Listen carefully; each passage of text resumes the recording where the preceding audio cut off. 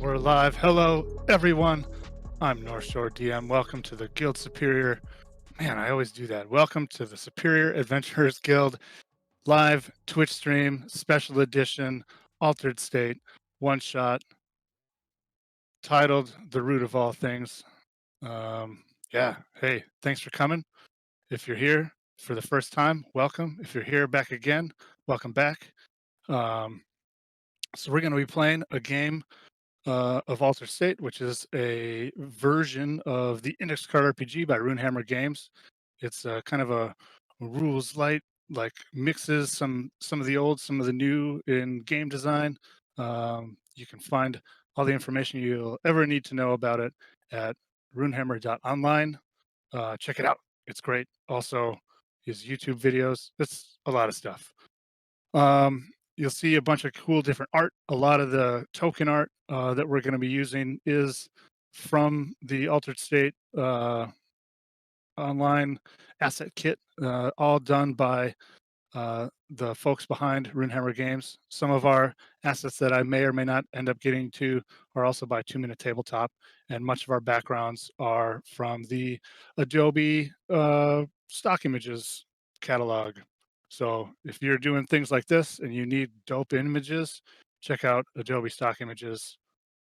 They're not paying me to say that, but I love it. It's great and an easy way to get good art. We may or may not have music. I can't tell because I'm not hearing it, but you might be hearing it.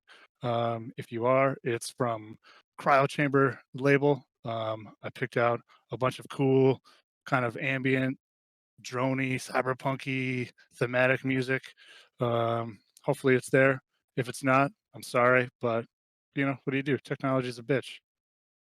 So yeah, let's meet our players. Hello, players. Say hello to the hello, everybody. viewers. All right, so why don't you introduce yourselves and your characters to our viewers? Andy, you are muted. This is Andy, and he is muted. This happens sometimes. I never do that. I don't know why I did that today. Welcome to my life. All right. Well, hey, what's up, everybody? I'm Andy. I'm playing Zev Santos, a human enhanced consciousness Decker. He was a fully trained operative with the Varg, who faked his own death to escape their employment, with the help of a shadowy crew of hackers named the Hex Crew. And now he's out there on his own with this crew. I'm Kirk, and I am playing Sentinel 7 from the Revived Hope Emergency Clinic, guard of East Gate 7 Level 1, first response medic, security. I keep going, but that's what I got. I just like that voice. Still beautiful. Yep. Hi, everybody. My name's Dave. Good to see you back again. Thanks for being here. I am playing Klovak, and I'm a mutant operative. I like to blow stuff up. I like to shoot things. I've been known to run around a bit with one of the local gangs, the Dragon Fang, and get into some trouble. Maybe imbibe a little bit of too many chems, but that's what I do, all right? And I like it. Thank you. How do you follow that? Hi, I'm Michael. I am playing Craig, who he's really just here to eat things.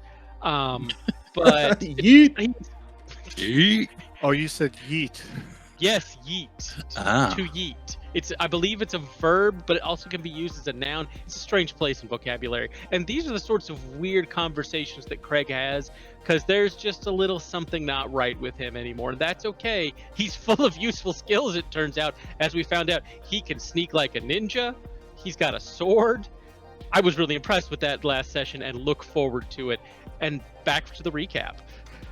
Yes. So let's get to the recap. If you are joining us, are fresh, here's the recap. I'm going to tell you right now.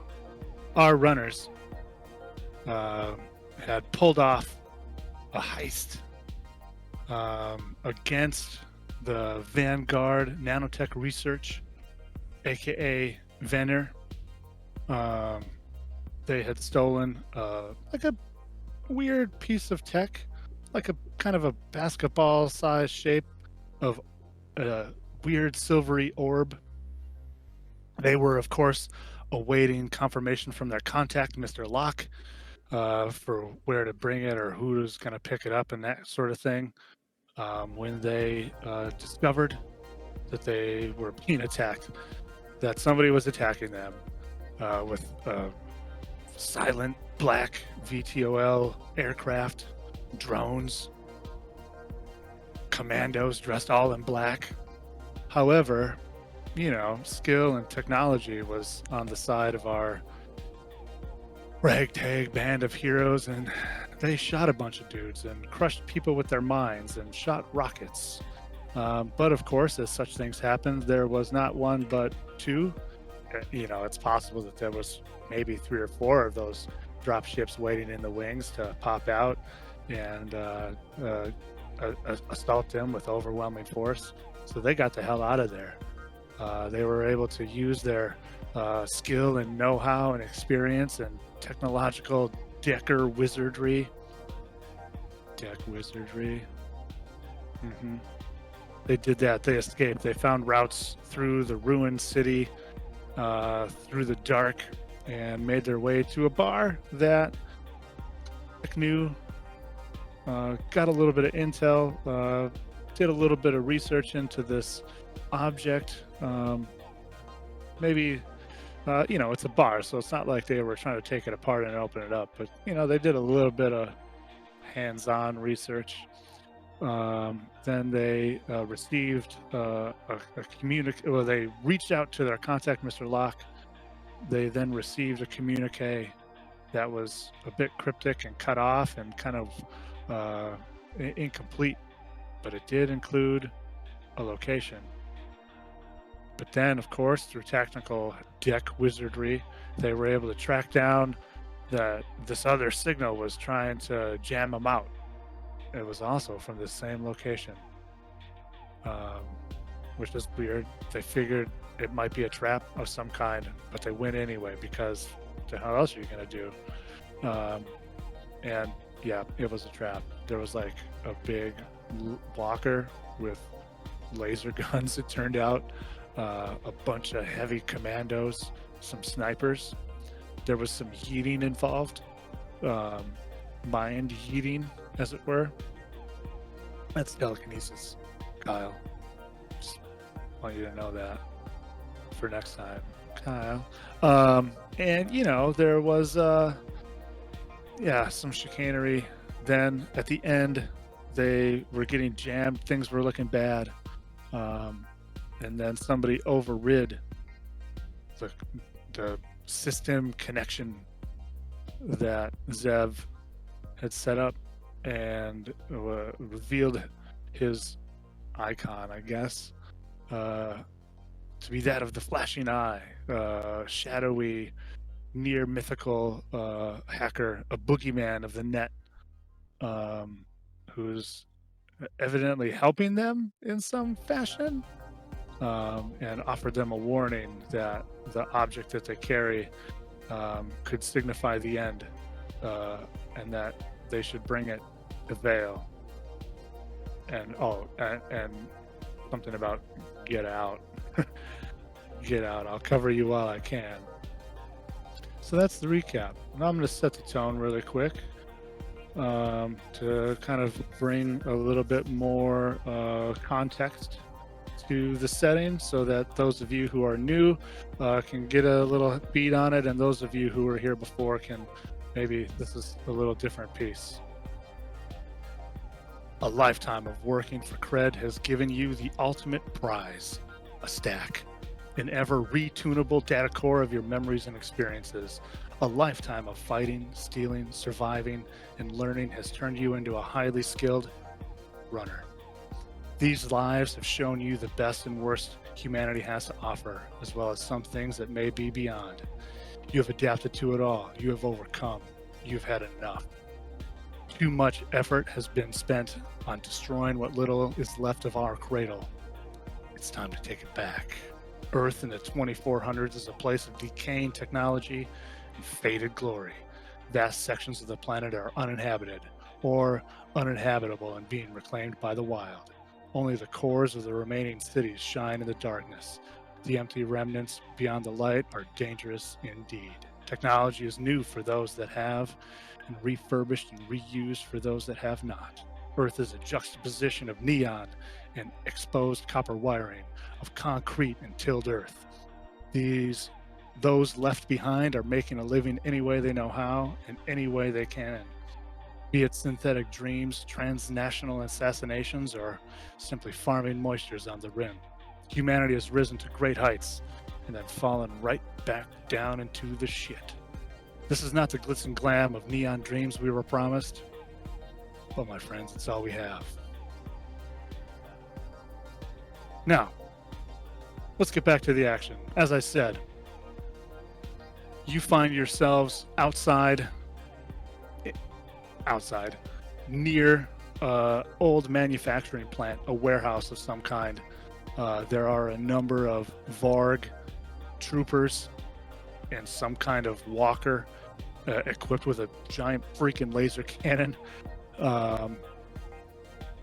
intent on stopping you and getting their hands feasibly. I don't want to put too many words in other people's ideas. That didn't make any sense. But they want to get their hands on what you've got. Let's just cut to that chase, I guess. Let's throw that out there. Zev is across one street, holed up in a building, has been doing some hacking. Sentinel 7 is up on, has an overwatch position with his sniper rifle. And Craig is up in a building on a fire escape where he's just yeeted a guy in the street.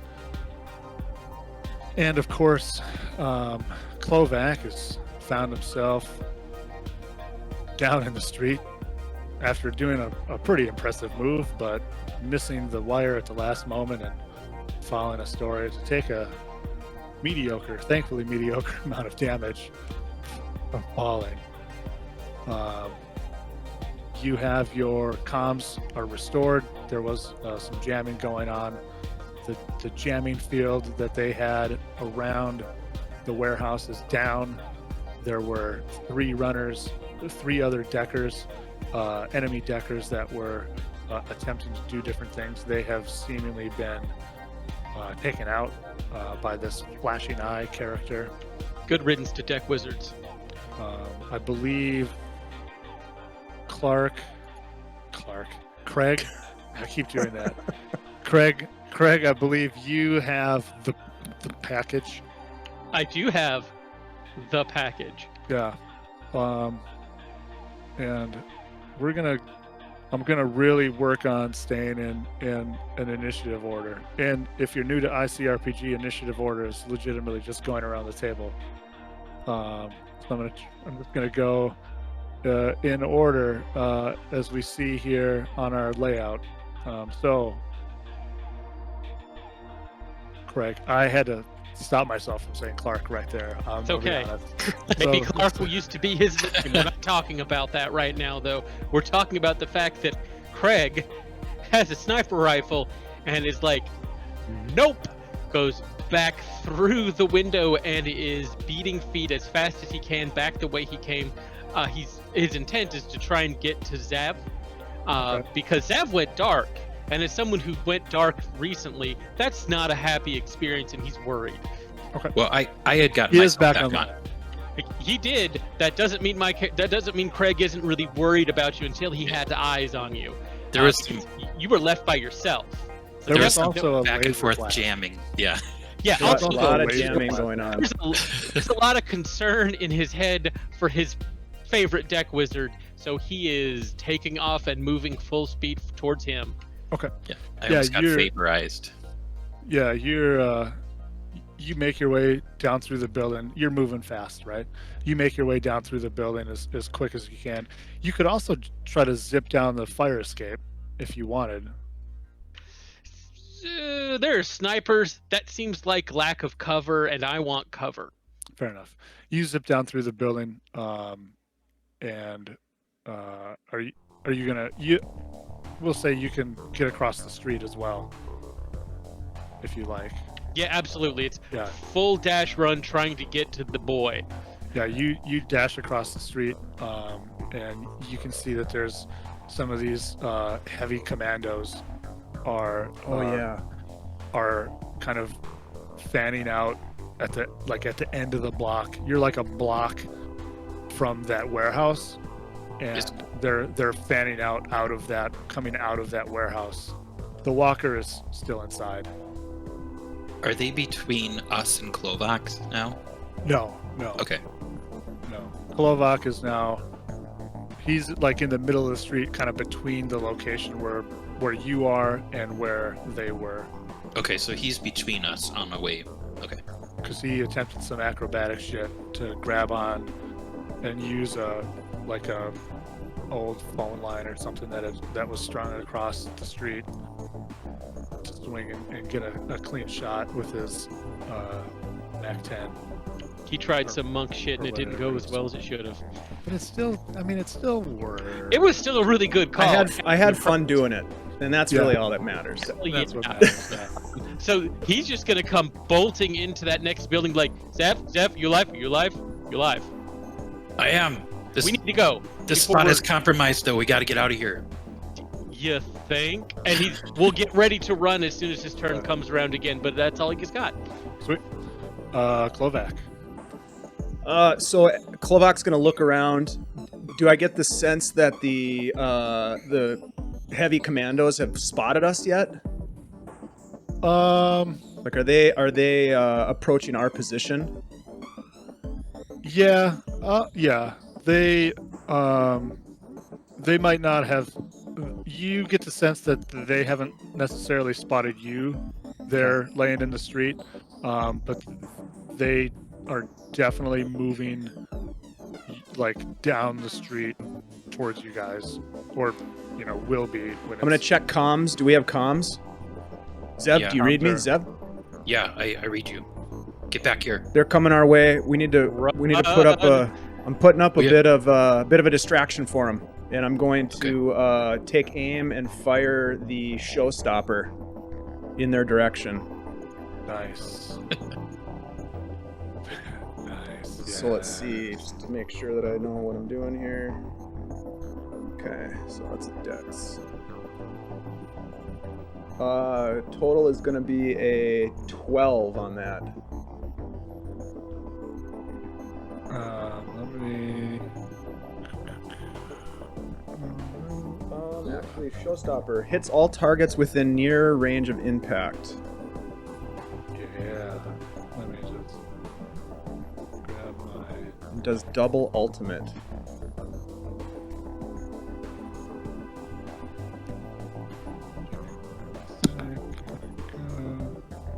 Okay. Yeah, man. You'll roll- hit. Yeah, you'll be able to hit all 6 of them. So roll a d12, and then do I add my gun effort to that? Or is it just the, okay, good.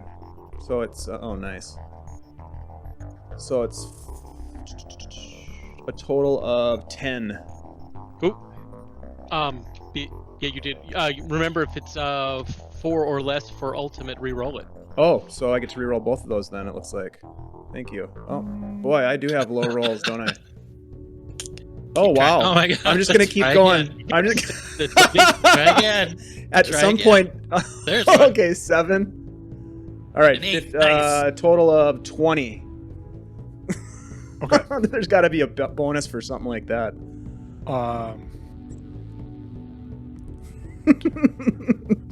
Rolled like 3 2s in a row. I know.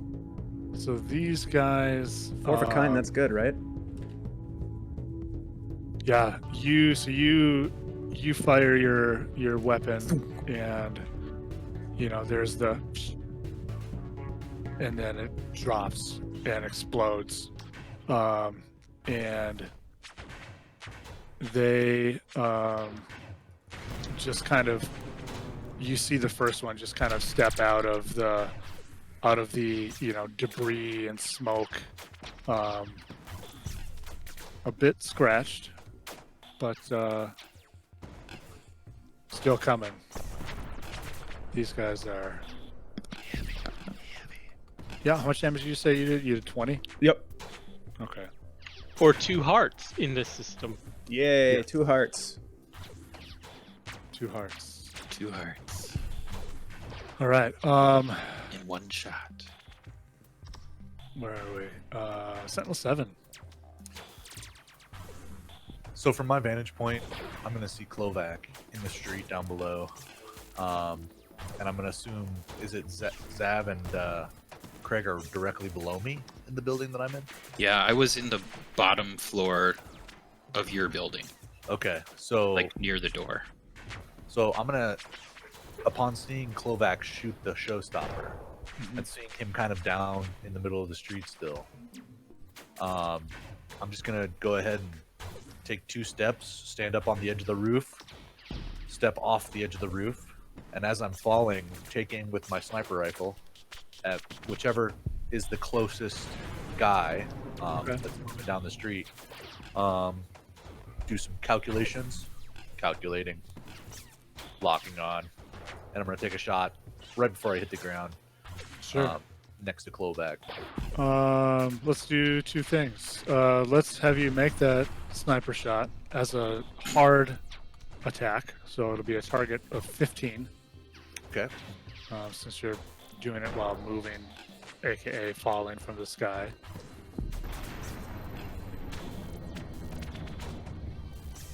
Do you add anything to that? I got a 14. It is not. Yeah, the rifle cracks and it goes just over the point man's shoulder. Just whizzes by. Why don't you give me a let's call it a Constitution roll to resist your falling. Yeah. Gonna be a 22. Since I didn't make you take falling damage the last time you did this, I'm gonna at least make you roll for it. But you rolled really good, so as a robot, you are resistant against this. For the most part. As a robot body. Robots. Yeah. And Zev. All right. I'm going to quickly pull up a location like 2 blocks to our south and suggest we meet up there and kind of get the hell out of Dodge. Okay. How are you going to move? Are you getting out into the street or trying to find a way through buildings?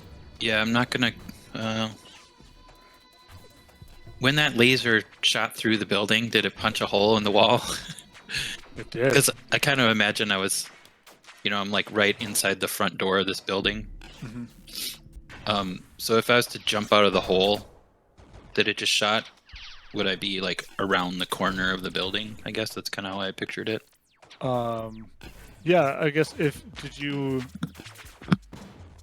want to be it like, so if your building starts here and ends here, and then over this way is the enemies.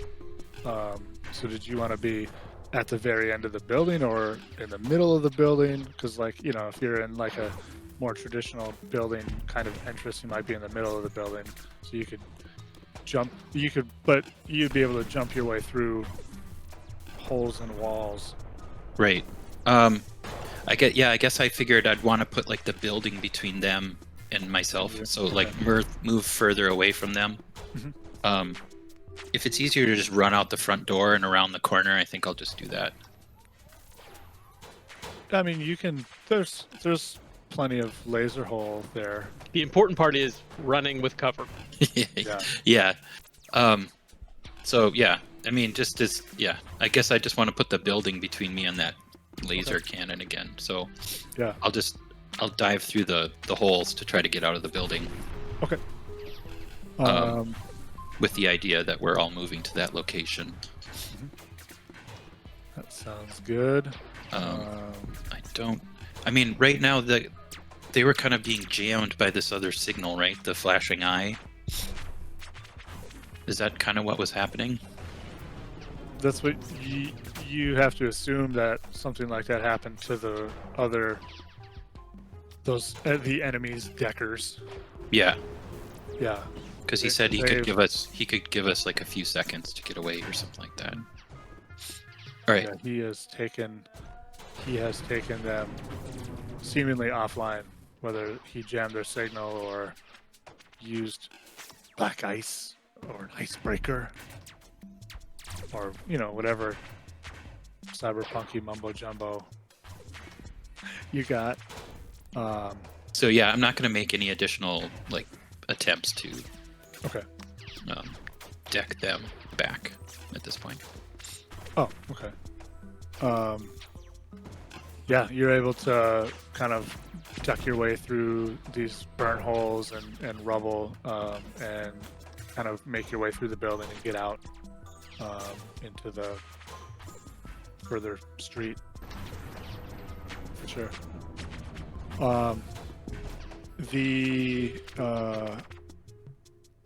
The heavy commandos, slowed by the rocket attack, don't advance much further than they currently are. They have, but their progress has been slowed.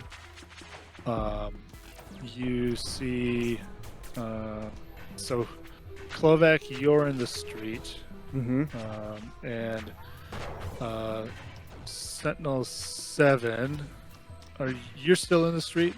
Yeah, I dropped right next to Klovak to basically be his support.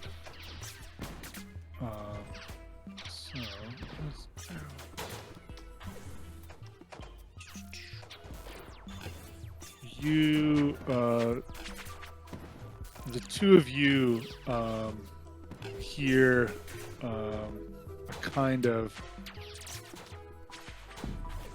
like almost like electronic sort of like motor hum, not unlike say a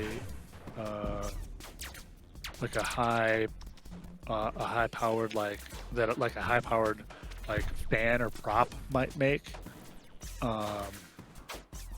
as a shape that kind of looks like this token, kind of comes, zips down the street, like from behind you the way you came, so away from the building, towards the warehouse, and almost right on top of where, or a little bit in front of where Klovak, where you are, and it like comes right down, like right over the top of you, and kind of stops almost right in front of you, and you hear that the voice of the flashing eye and he says, Klovac, and it's that weird quad, triple voice on top of voice effect. Get back. Moan will take care of this. And there is a chain gun that you can see slung on the underbelly of this thing, and it. Oh no! Where's my sheet? It unloads into the wedge form. Oh yeah, and misses horribly. You hear a Oh no. and then you hear that voice again say, "Fuck, God damn it! Get out of here! The gun's jammed." Oh no, no. Yeah, he rolled a 1. Oh boy. Craig's turn. Get him out now. Get all the ones out now. Yes. Yeah, Craig. You're Craig is gonna step out from where he was in cover with Zav before Zav took off, and just yell at the top of his lungs, "You dumb motherfuckers! We said run!" And as he says run, his voice turns into a high-pitched screech, as if voice from dear Dustin Diamond himself, R.I.P. And he will then use his action as he does that to use shield to create a wall of impenetrable force in front of Klovac and Sentinel, between them and everything else. Okay. So that is going to be my intelligence roll, yeah? Yes. Nice. Nice. Being a 22 Yeah. for 6 rounds. Oh, that's good. Yeah, that's real good. Shield, trouble, Calculating. yeah. Cool. Analyzing. Nice. Yeah. Yeah, you do that. That happens. What color is it? What does it look like? I imagine it's kind of a wavy, hazy field of kind of slightly blue shifted energy. On the far side, I imagine it's red shifted, and Oh, nice. and it it is wall to wall across the street between the buildings as he's just still screaming run, and that's all I've got because that takes my turn. Do you then run? If I can run, I would love to run. Craig Yeah, will run as you soon as he's done. You can start running. Craig just whoop. Okay. Klovac. Klovac is going to turn to Sentinel.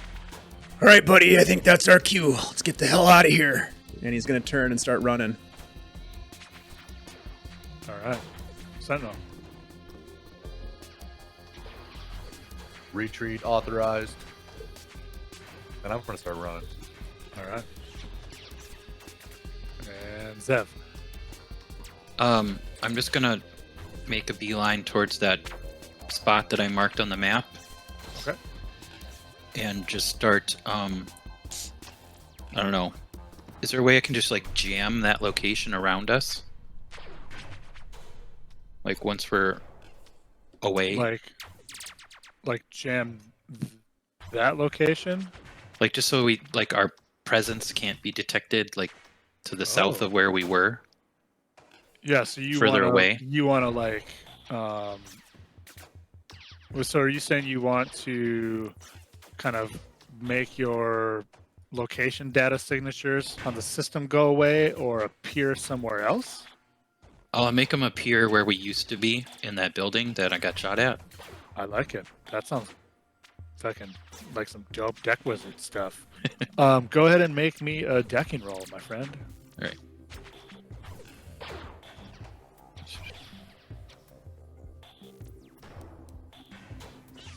Ooh, 10. 10. Yeah, you are. Oh wait, you're. Let me just check on my Easy abilities. for you. Yeah. Hacking and jamming and stuff. this counts as like this is kind of like hacking and jamming. So yeah, that is successful. You are able to kind of doctor your geolocation data that pings out of your connections and your like your mics and all that kind of stuff, and shift around a few digits so that it appears that you're still kind of back in that building. Yep. Sure. Now, you guys are running. You hear some gunfire. You hear a strange pinging, almost like rain sound. That maybe a lot of you have experience with this since you've all been kind of running together for a while. But for sure, Clark, you know that this is the familiar sound of bullets raining down onto the ground, falling off of your force field that you generated. As Good job, Clark.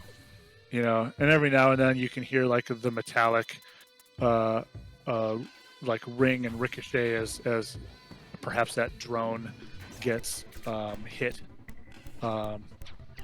There is a sort of kind of maybe as like you guys kind of round like a corner to go. Who's the last one to go around this corner? I will be. Okay, so Sentinel, you are the last one around this corner, and you kind of look back at where you came from, and you can see that whatever this drone was, this howl has fixed its jam, or maybe had a second weapon system, perhaps, and is raining hellfire down upon these heavy commandos, and they're firing back, and you kind of see a glowing flash build from inside the warehouse, and this beam of energy fires and catches, doesn't destroy, but catches like the corner of this drone, and it kind of like spins and careens off down an alleyway out of sight, and you round the building. Also, the force field did in fact stop the laser cannon, so that was neat. But you're not sure if that took out the force field. The color of it definitely kind of falls a little dimmer after taking that blow, for sure.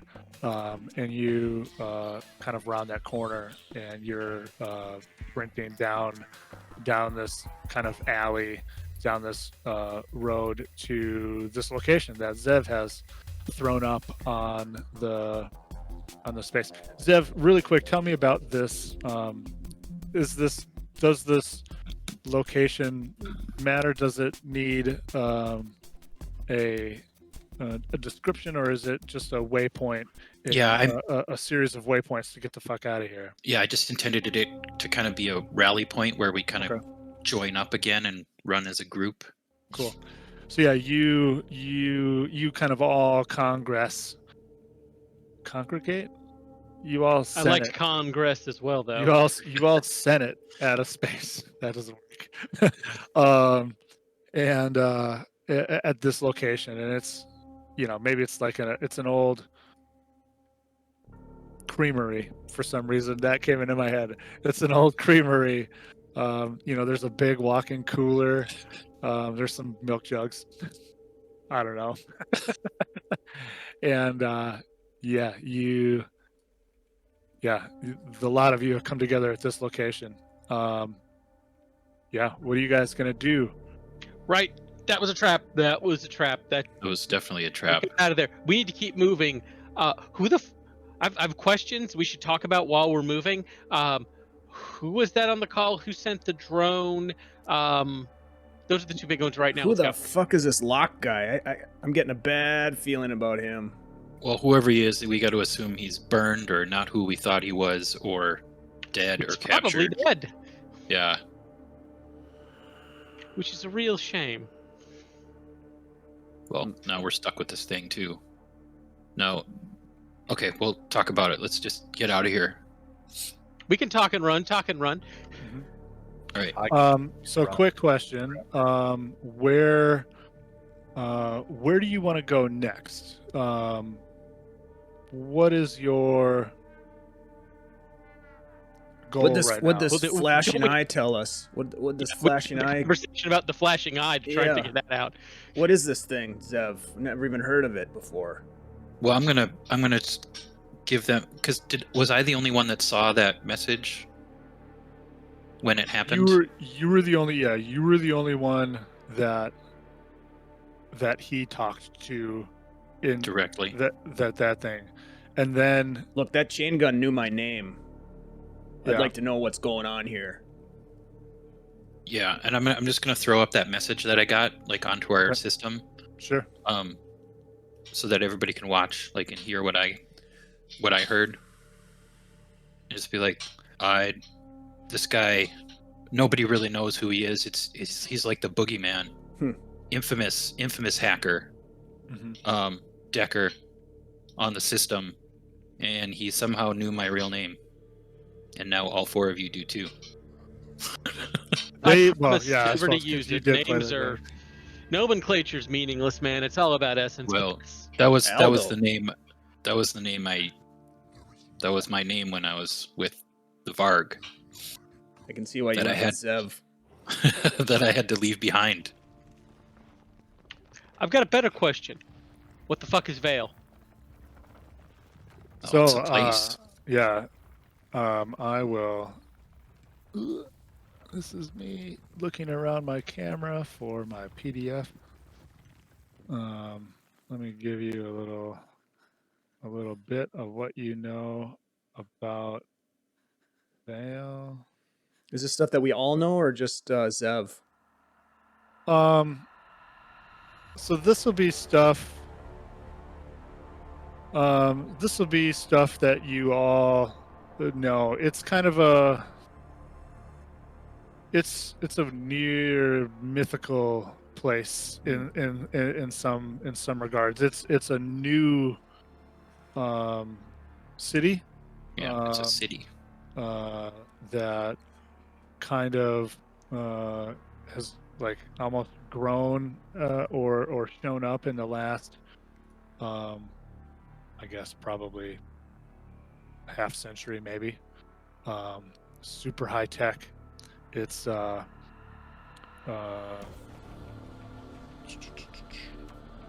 it's a lot of like Zev would know that there's a lot of talk about it on on the net. A lot of hackers or deckers, as it were, have made their effort to kind of move from wherever it was they were to try to get to Vale because of the because of the tech and because of the benefits that can be had or benefits that can be taken of operating from there. It's kind of set apart. A lot of it's almost like kind of like it's a little bit no man's land, or like no law land. It's a little bit like like those, I don't know, like pirate havens in the Caribbean, and like this 1700s and stuff, where like it's understood that like Varg and some of these other corporations that may or may not try to flex their muscle don't go there, don't operate there, don't even try to influence it because of the the people that run it. It's it's a little bit crime haven, a little bit hacker haven, a little bit kind of this weird new utopia. It's difficult to get to.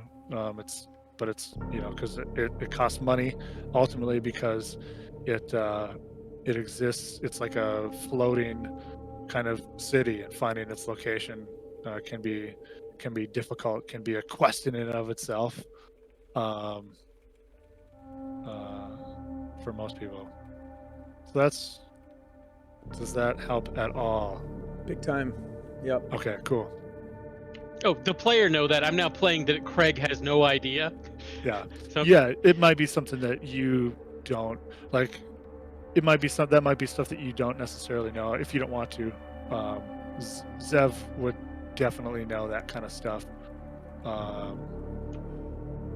that once that's all explained to Craig, he's like, I have an idea. Are we seriously interested in going there?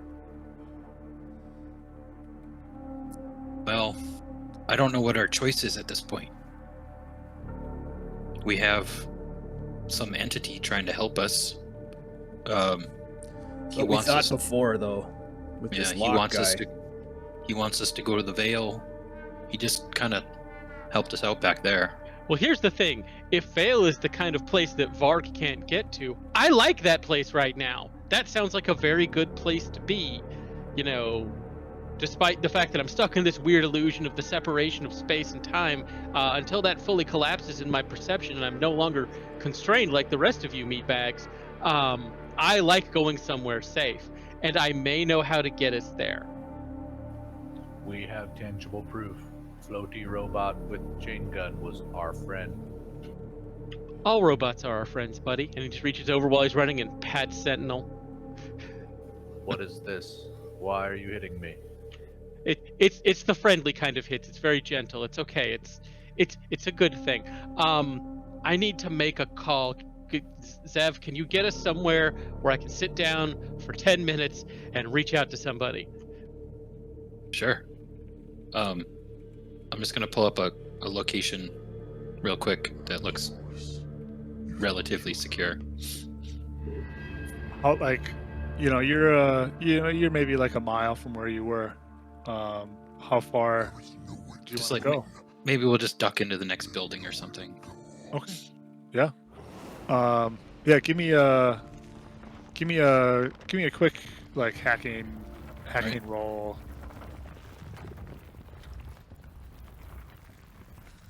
Oh God. Let's see, +6, so that'd be 8. Yeah. Everything seems fine. There's Okay. nothing wrong. There's nothing Alright. bad happening here. That's fine. That's fine. Just give me a moment.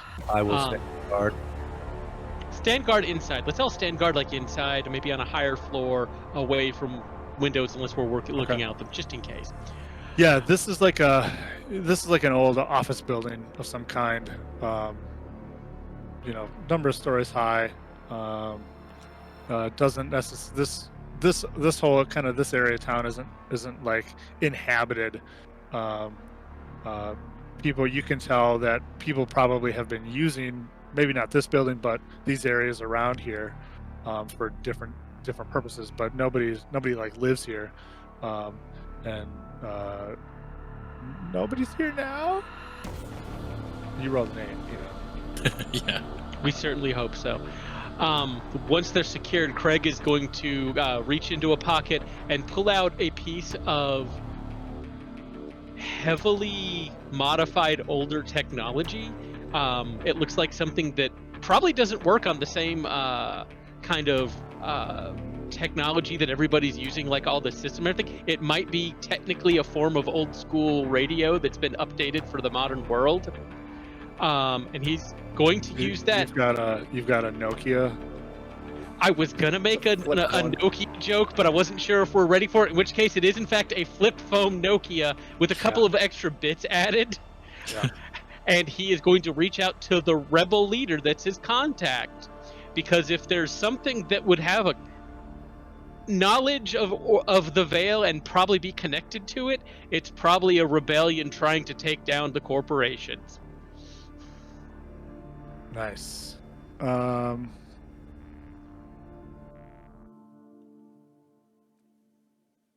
Yeah. Give me a I don't know. Let's call it a charisma roll.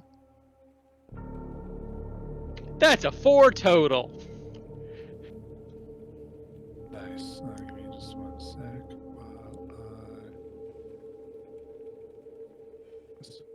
Let's do this one. Yeah, you a 4 total. Really, a 4? I have 0 to add to my charisma and rolled a 4. Fair enough. Fair enough. Yeah, you try to punch it up, and something the connection's not going through. Shit. He just puts it away, and he's gonna look at the other guys and go, if we show up where they are, we might be able to get some wheels and direction, but that's all I've got. You guys got anything? I have an idea. What's your idea? I'm gonna just, without saying anything out loud, I'm gonna actually just start processing, basically like a false 911 call to try and get a robot ambulance from the hospital network that I have an in with, to try and get a transport to us. Like your hospital? Like I would assume my hospital would be a derelict one, but it would be part of a bigger network. So if my contacts or if my my credentials translate to an alternate area, assuming the Vale area has a hospital there and it's part of the same network, maybe it could give us some information. So I'll start tapping into that if I can. So yeah. So You're calling for wheels. Yeah. So yeah, they're not on the same network. Vale is like its own separate entity. But you can get into. You have like a direct line, right? Because you're a med bot, as it were. But you have a direct line to the local network that, you know, in Shinru City, that where you're at, to get at a hospital pickup.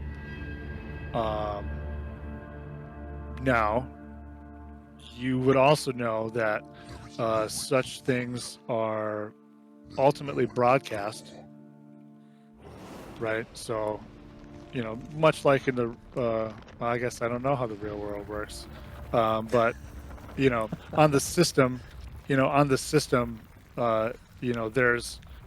there's essentially tracking data for these things that when these ambulances go out,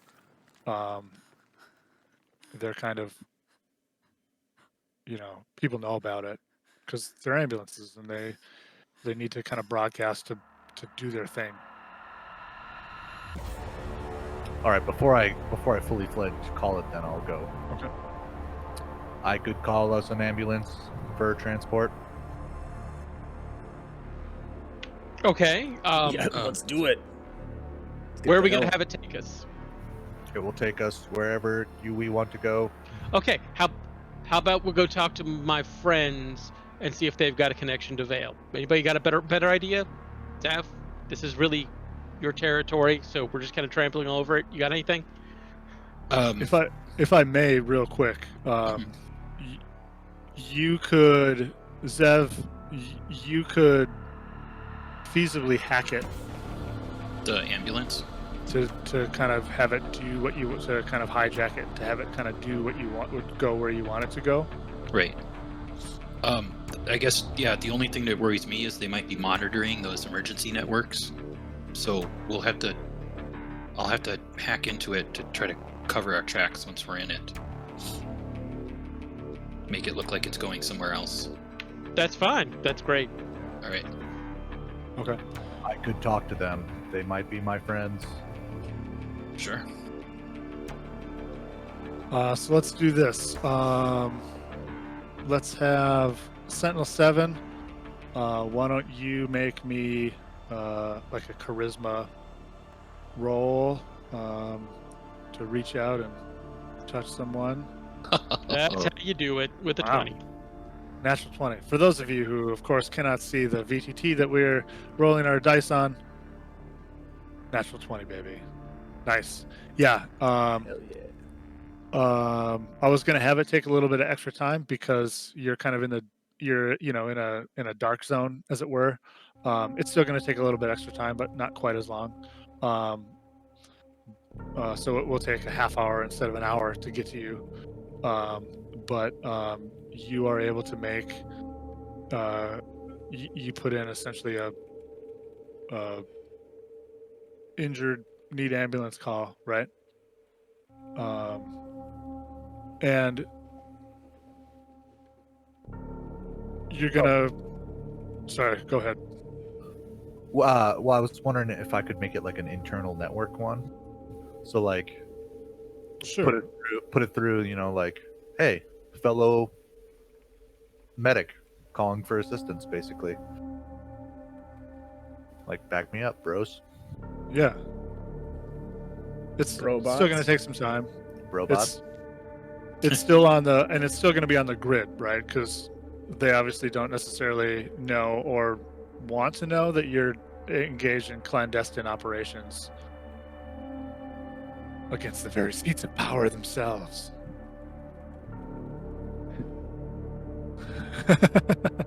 But yeah, absolutely. You kind of do it through the back channel, and. Zev, why don't you go ahead and make a hacking roll Okay. to kind of locate and lock down essentially the beacon All right. on this vehicle.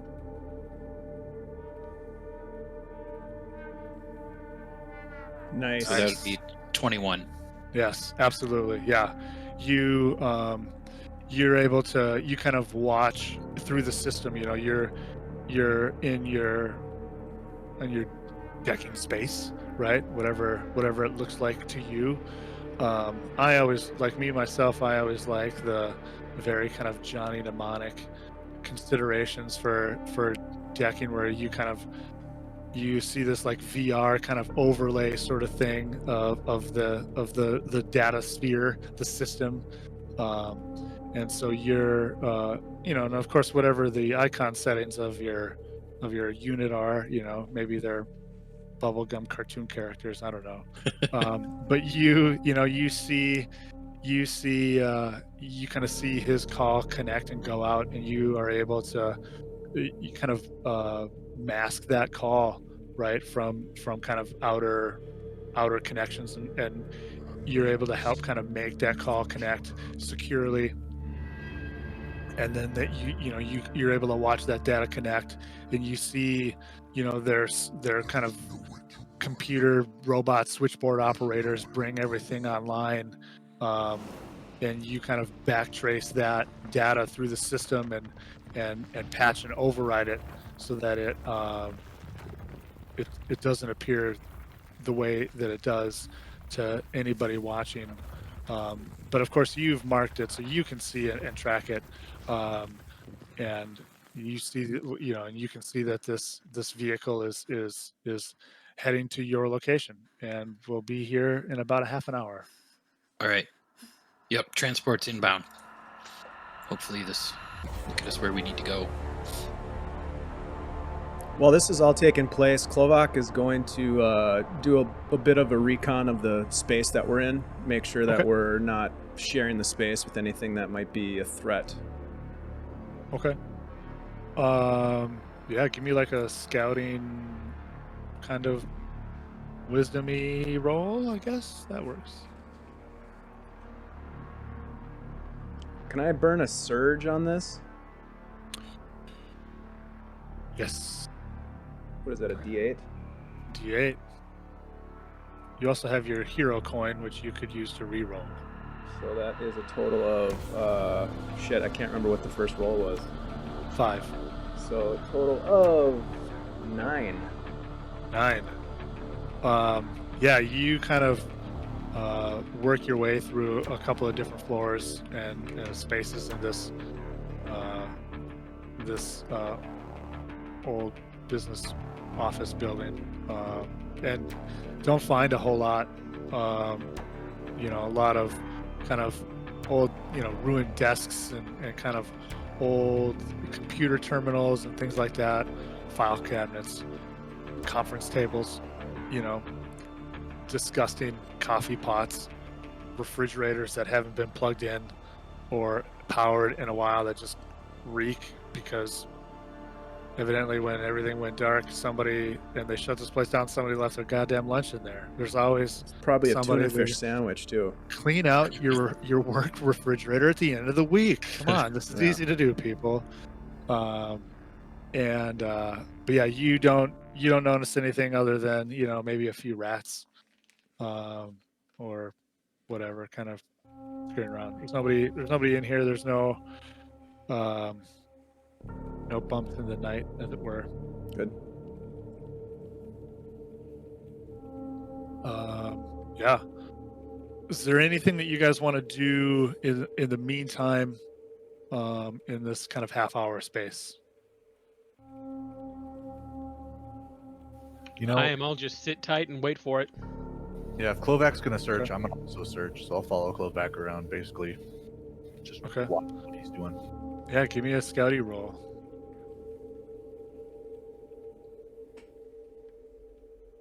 And you auto-succeed because of your tech?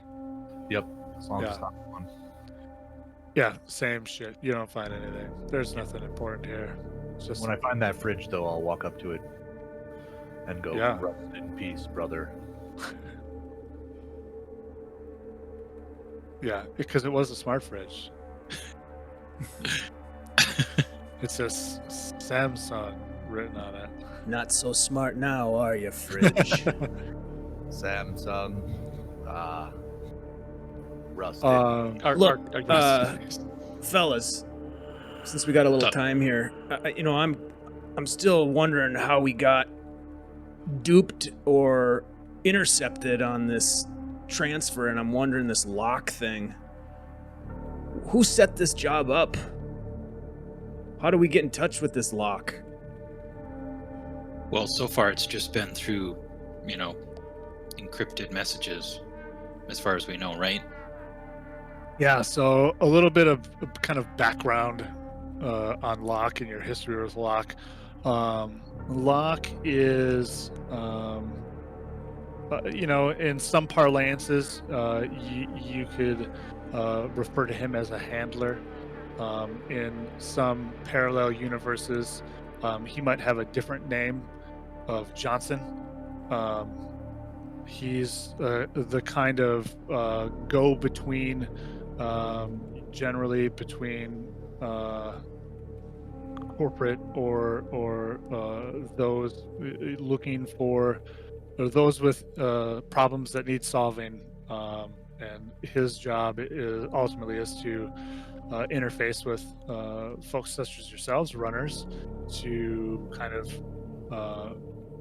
facilitate direct action, as it were.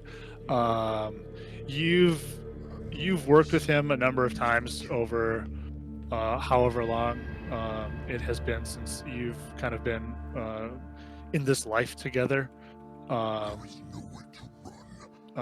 Give me why don't you all make let's call it like a wisdom sort of insighty kind of roll. Craig has 15. Yep. Got 4. 4. 3. 3. Zev? Zev, you've been hacked. Comms are down. Comms are down. 12. Okay. It's just straight intelligence, right? Wisdom. Wisdom. Oh, wisdom. Sorry, that would be a 10 then. Yeah, okay. I'll say that Craig, you got a 15. And maybe this kind of jives a little bit with your background. he's never necessarily done you guys wrong, right? But you're not sure necessarily how far you say trust him. He sometimes he kind of gives off that, and no offense to any of you out there who may or may not be watching this video, used car salesman vibe. Like he feels a little wormy, a little like sometimes he's maybe a little too nice. He smiles a little too big. But again, he's never done you dirty. He's always come through. There's definitely been jobs that, maybe he has sold you as, maybe being down here, and maybe they ended up being a little bit more up here. This one's definitely a little more up here right now, So Craig's just like, okay, so you guys, you've never, well, Sentinel, obviously you haven't, but, Sev, you worked in corporate, we just found that out, right? Yeah, I mean... And Klovac, do they have corporate where you come from? What the fuck, no. Okay, good, that's really good. You know how in corporate, you get told to do things, and then sometimes it's actually so that they can double cross you later because of politics, and maybe they've been stringing you along the whole time and you were always a disposable asset anyway, and maybe you don't dislike the people you set up as a disposable asset, but at the end of the day, maybe you got to get yours or they're going to shoot you, so better that your disposable assets get shot instead of you getting shot and then put in a vat and then having your brain restructured and then being dropped in a tube and landing in a hospital and then waking up because there's a robot there and he's a really nice robot and you really like him. He's a great guy. Anyway, the point is, that's probably the situation. That's corporate. We got that in the gangs. So, yeah, I know what you're talking about. Yeah, I mean, well, It's my buttons. there's a good chance the Varg set this up so they could get what we have and not let anybody know that they tried to get it. They used Locke to get to us?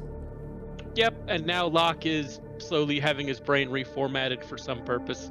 It's gonna be great. He's gonna have a great time. He'll be down here soon. We all float down here, it turns out. So Everybody floats. yeah, that's Klovac. Good. The point is, Klovac, your instincts are good. Go with those. Trust your feelings. Search Kill them. Locke. All that stuff. Well, if we see him, look.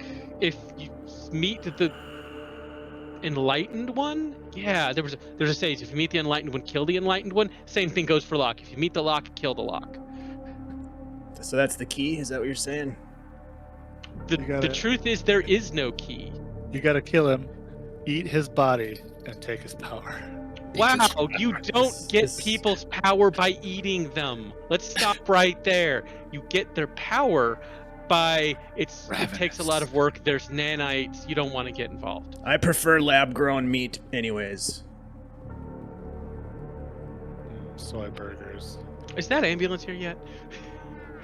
Yeah, at about this time. At about this time, you've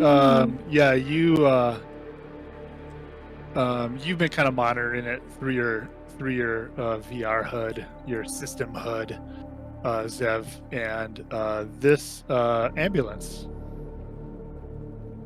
comes to a stop outside the building that you are in. You see the back doors open, and a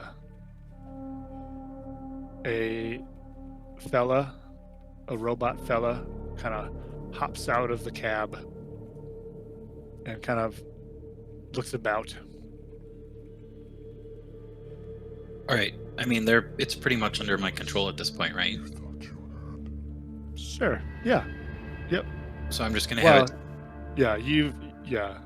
Not under your control, but you're controlling its. You have control of its. To use the terminology that I kept using yesterday, it's telemetry data. Like saying where it is in space, basically. Yeah. Yeah. Okay. All right. Looks like our ride's here. Let's roll. Get Sentinel. Maybe you can speak with them. I'll walk up to the ambulance and I'll open the back door. You just gonna ignore your buddy who stepped out? Yeah, Oh. the back doors. Oh. It stops. The back doors open, and a similar sort of model kind of guy to you, a paramedic android robot guy, kind of hops out and kind of looks about, looking for whoever, who's in need, who you are. Oh, my arm! My arm hurts! Citizen, please allow me. Okay. Klovac. He comes over and checks you out. He said, contusions,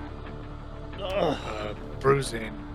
Multiple Blood. chemical imbalances. I'm in a lot of Yeah. pain. Do you have any meds? I'm in need of some chems. I'm in a lot of pain. Just something to take the edge off. He says, stand by, and puts his hand up to your neck, and you feel like a hypo kind of needle, and some of the pain goes away as he injects you with some future IBUs. Yeah. While this is happening, comically in the background, Craig is just, nonchalantly looking as nonchalant as he can, to the point that it definitely looks chalant.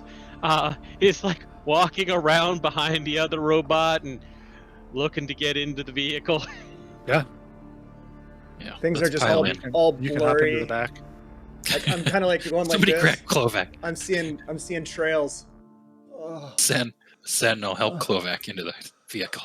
It's just I will- ibuprofen. Oh, my joints, they feel good. Yeah. He may have a virus. Quarantine. Boop, boop, boop, boop, boop, boop, boop, boop. I'm just gonna sit down, start trying to deck our ambulance to bring us where we want to go. Okay. If I need You to guys, do that. You guys all hop in the back. Mm-hmm. Yeah. Absolutely. I'll actually get in the front. Yeah, you Is climb in there a with the front? other- It's the future. I don't know. There's it's very similar to a regular ambulance of today's, although it's futurized. Maybe it's a hover vehicle instead of a wheeled vehicle, because that's cool. And it's run by a robot. He doesn't drive. There's not a steering wheel on it, but So in the back of this, as we get in, are there? I'm imagining there's supply racks and all kinds of medical supplies. yeah, there's there's a little kind of half sphere on the ceiling, and it's got a bunch of different arms that it can do stuff, and there's rolls of gauze and bandages and whatnot. It's not like a mobile surgery, but Mm-hmm. it can patch up wounds if it needs to. For sure. Is there any? And there's you can see that there's hypo. There's a a place with hypos and different medications and whatnot. I'll be quickly searching through that to see what I can pilfer. Sure. Is there any ready foam in there for patching up wounds? Yeah. There's the anticoagulant foam, Quick clot. quick clot. I'd like to grab one of those because it's 3 uses with one of them. Yeah. Okay, I'm gonna grab you one. you can each grab a sprayer of ready foam. Definitely doing it then. Zev, Yes. this is an EM TechBot 9 version 27. I am in need of upgrades. Destroy it. Okay. All right, I'll see if I can shut it down. All right, give me a hacking roll. All right.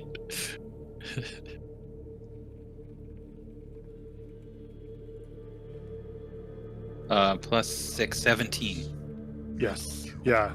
Nice. You lock it down. I'm gonna move over to it and attempt to like see if I can take any parts off of it and integrate them into my own systems. You probably could, but that's going to take you some time. That's okay. We gotta drive somewhere still. Craig is meanwhile just freaking out.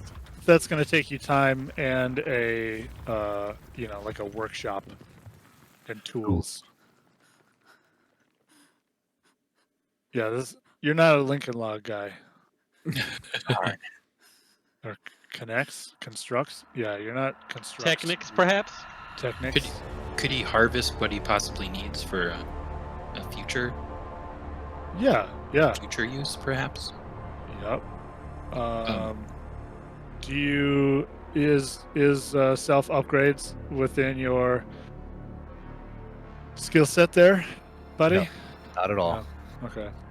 You can find some cool shiny stuff though. Oh, I'm gonna take it apart and inspect. Yeah, you can like pull an arm off. Craig is definitely like, hey, what are you doing? The nice guy, he came to help us. You can't just cannibalize the nice person that came to help us. That's rude. I am not hurting him because he is not a he. It is a Whatever it identifies as. Where do you guys want to go? What's your plan now? Craig, I need some coordinates. Craig rattles off a set of coordinates that are, in fact, deep in the dragon's maze. Okay. Okay. All right. Okay, can I just like enter those in and get us underway? Yeah, you hard drive. Yeah, we're probably gonna ditch the wheels at some point. It's fine. It's fine. Everybody does that. There's a lot of ditched vehicles on the edge of the maze, you know? Or we could take it partially there and. Well, yeah, it's just you ever been to the maze? If not, you'll see what I'm getting at when we get there. Right. Yeah. You.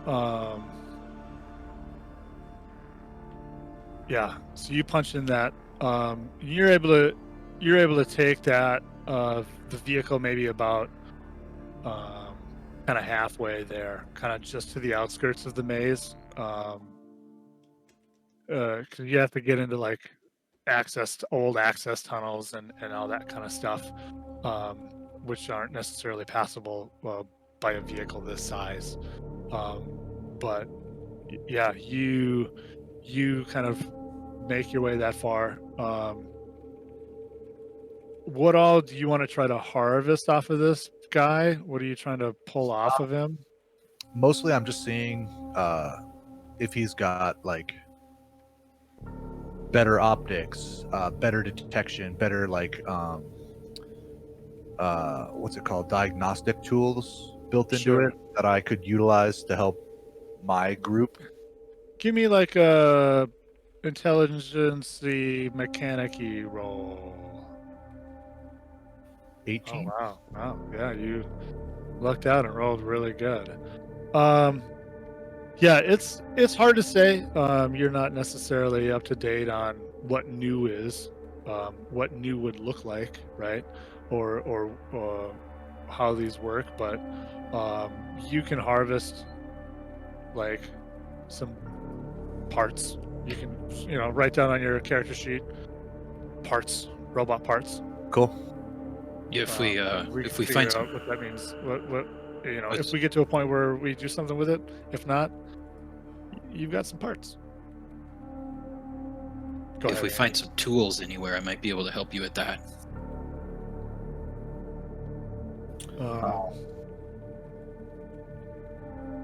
I will also, if I can, I'll try to do it in a way that I'm not destroying the robot, and that it will still remain pretty functional.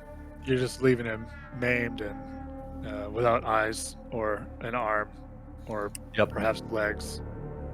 Wow, that's cold, bud. That's cold. Craig is upset about this visibly. Hey, Sentinel, while you're at it, see if you can harvest some of those meds. The meds are all kept in the back. Thank you. Yeah, you're able to harvest. You guys each get a sprayer of ready foam. Do you have that on your character sheet, right, Andy? Ready foam? Do you have? Is that something you have? Is that Not that I had before, is that but a piece of equipment? Yeah, it's on Yeah. the equipment list. Yep, it's in Where is the it? Yeah, it's Sentinel in the had it. PDF. Yeah, It's in number the- 8 on the equipment list. It heals on the 1d10 HP, 3 uses. Oh, there we go. Yeah. Yeah, you guys can each write one of those down. And you have a handful of different like D-rugs. painkillers and maybe some anti-rad drugs and different things like that. Perfect. And med robot parts. Diagnostic tools, that sort of stuff. Yeah, you guys enter into the Dragon's Maze. This is a area of kind of ramshackle tunnels and sub basements and basements that used to be buildings that are now sub basements on basements. It's a weird kind of the city. I picture kind of like if you think about like Neverwhere, right? When you're in the underworld or whatever, it's it's kind of these remnants of old places in the city, and this is very much like that. So when Shinru was founded, these were kind of some of the places that were new, and then as more of the city was built, it was just kind of built on top of. But it's like freaking Rome, right? You dig into somebody's basement, you're like in somebody's living room that lived 1,000 years ago, and they were just down, and it's weird, and different and interesting. And this is kind of like that. It's dark. There's like emergency lighting here and there, or fires or torches, or other kind of lighting that might be. And you see there's people down here, and places to live, and some of it's hovels, some of it's nicer places. You see there's over here there might be a kind of like hidden kind of club sort of thing, and and there's like all these different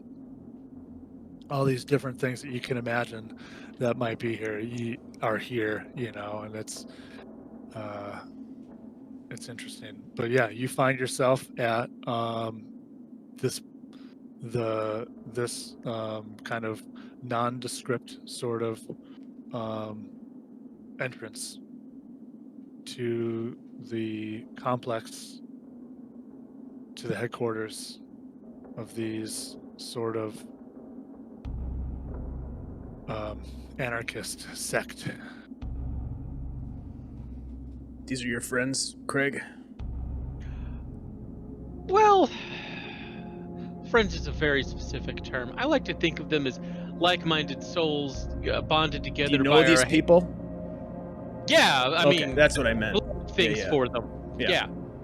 And Craig is just going to wind his way in and look straight for the leader, which I'm pulling from the stuff in the book is one of the bots with organic brains, who is kind of the in charge, and definitely just kind of, hey guys, you didn't really let us through. Hey guys with rifles, no, it's cool. They're with me. It's okay. Yeah, you kind of go through the door, and there's like a maybe there's like a key card access, right? And you have or like a button thing, and you kind of you have a code, right? Because you're in the know, and you get in, and it's like a courtyard, or what is now a courtyard, on the other side, and there's a number of the kind of guards, these kind of toughs with guns and various levels of cybernetic enhancement or replacement, and a mishmash of kind of uniform and armor and whatnot. And then you have a few different doors in the far end of the courtyard, and it's maybe like even like a 3-story building that you kind of like strangely kind of rises through this like weird underworld that you're in. And yeah, they kind of bristle a bit as you come in and you calm them down. And one of them says,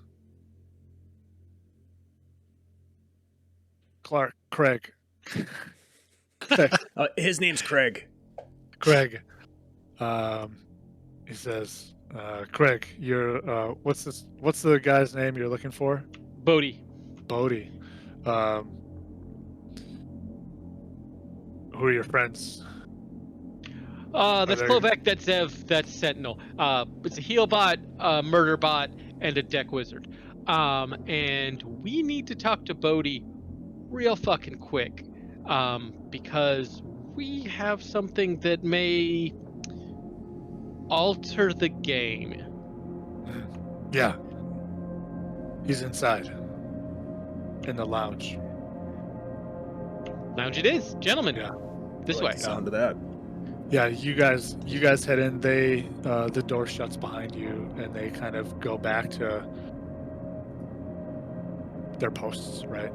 So you cross this kind of courtyard and enter into this building, and this looks like it might have been like a hotel, at one point, that kind of thing. So there's like the lobby, and there's obviously what used to be like the the little kitchenette off to one side, and there might be you can see that there's a hallway and a bank of elevators, and so and of course, Clark, that if you go down and take a right past the desk, that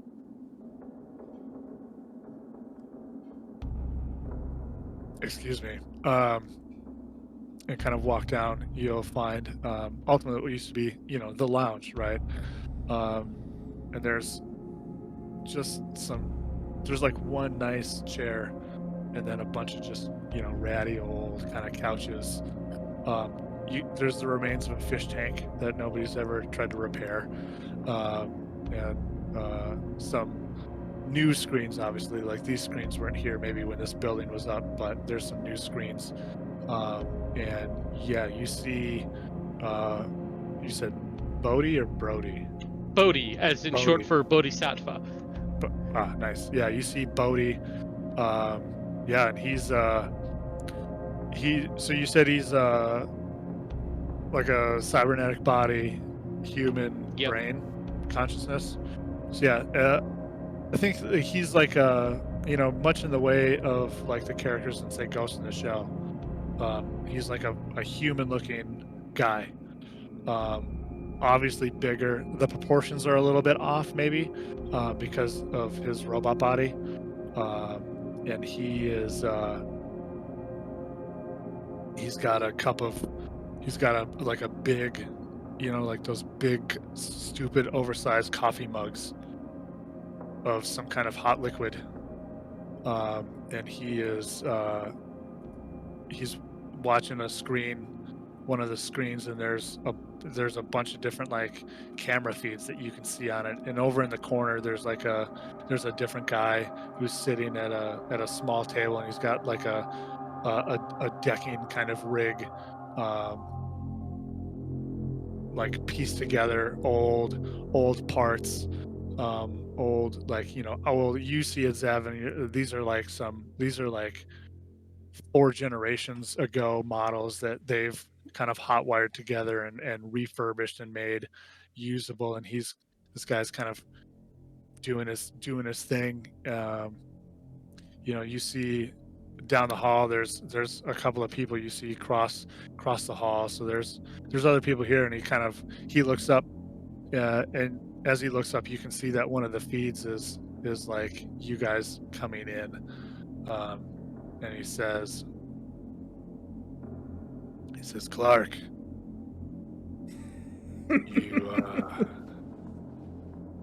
I said, fuck. Greg. Clark. I've just accepted that they call him Clark here. Yeah. He says, Greg, it's been a while. Yeah, it has. I'd be more social, but we've kind of stolen fire that ghosts are chasing to get back, and we need to get to the city of ghosts that I know are definitely helping fund you. So we need to get right to that part.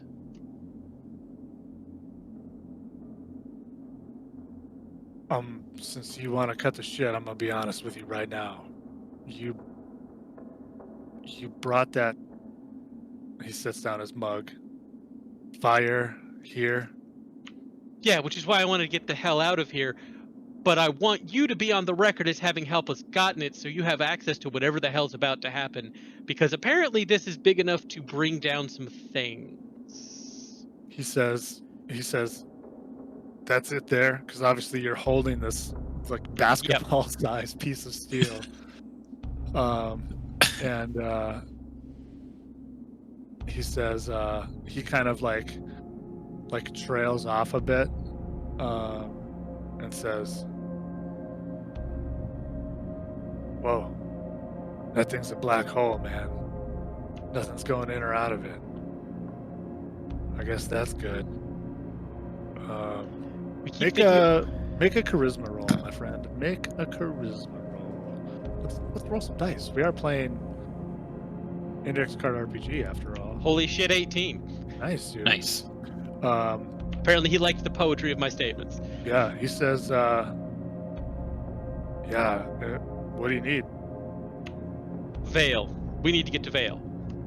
All right. This is going to take a little bit of time to put together, but yeah, I'll see what I can do. You can use, and he kind of trails off again, room 314, if you like. Hold up.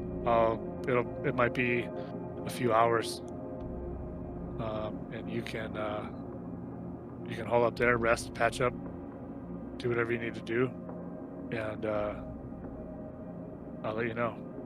Yeah, okay. That sounds great. I know the way. That's wonderful. We're not going to open this here just to say it out loud, and pointedly looks at everybody else. Because I don't know what's in here, but there's a 50-50 chance it could cause really bad things to happen locally. That's good. I appreciate that. Violently. And he gives you like one of those looks like, we're buddies, but I'll fucking wipe the floor with your ass if you open that thing in here. Got it. I see you. And he just turns and goes towards however you get to the third floor. Yeah, you guys, the elevators work. This is, since this is the headquarters of a dope anarchist group, they actually have things that work here. You take your elevator up. You find the room. It's a nice suite. You guys have maybe like a few hours. What would you like to do while waiting for additional transport? Bandage up, nap. Just to be prepared, I'd like to just kind of load up a schematic of the building, if I can find one. Okay.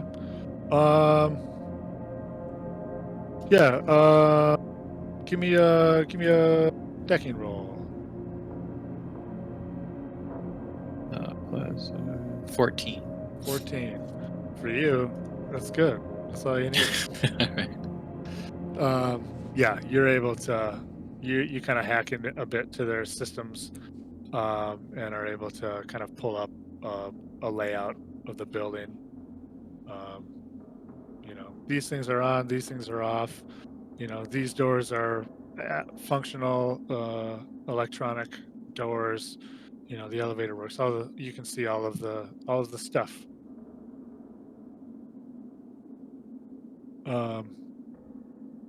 Anybody else got anything special they want to do? If this was the headquarters, I'm assuming they'd have like a medical ward, an area where they're treating people, or something like that.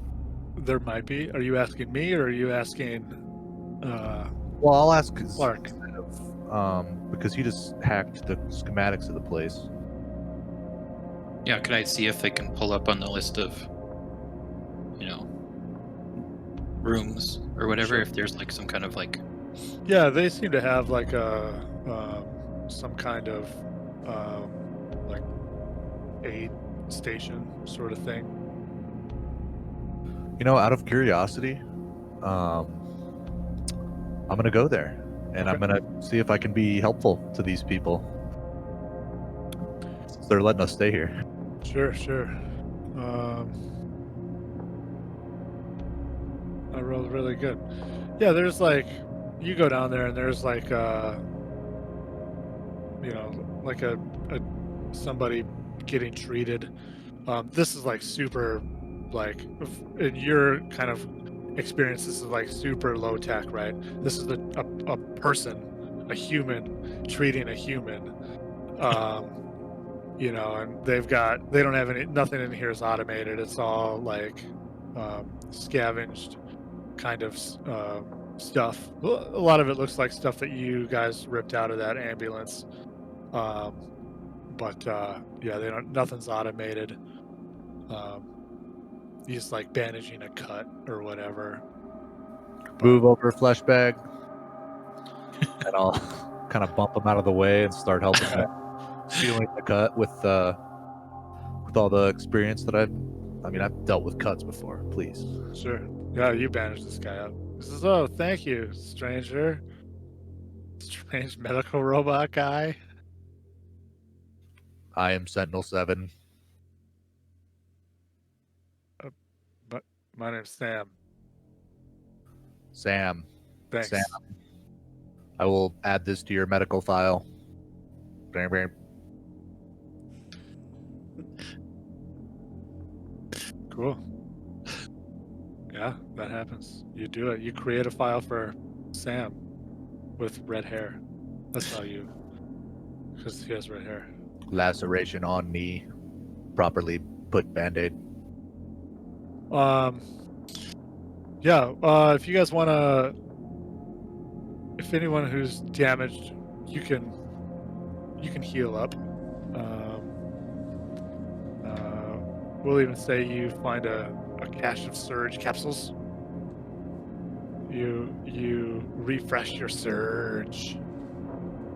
refresh surge. Heal your wounds. After a while, Kovac, was there anything you wanted to get after while you guys are waiting?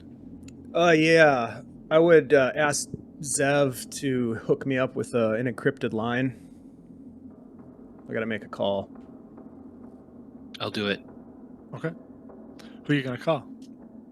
I'm gonna call Kira and just leave a message. Okay. Hey, baby. Looks like I'm not gonna be making it back tonight. Some things went a little sideways, but don't worry about it. We got it under control now. I'll let you know when we're clear of this. Take care of yourself. Love you, baby. Message did not take. Leave the message after the beep. I'm just kidding. Craig just rolls over half asleep. Love you too, baby.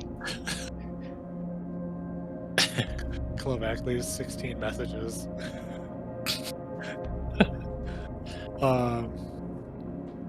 Not really. That's not how it works. And you're napping out. Okay. Yeah. Yeah, after maybe a couple of hours, there's a knock on the door to your suite. And Bodhi comes in. Clark. Yeah, how bad is it? You guys stirred up a fucking hornet's nest out there, whatever it was that you got into. You got the Varg are out in force. You got some guys that Vanguard hired. They're out. There have been clashes of those guys on those guys. The zones are on fire tonight. You're lucky. I like you. and this is for the cause. And he hands you a piece of paper. He says, go here. You're going to connect with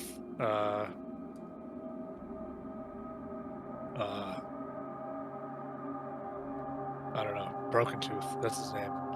You're going to connect with Broken Tooth. He's got a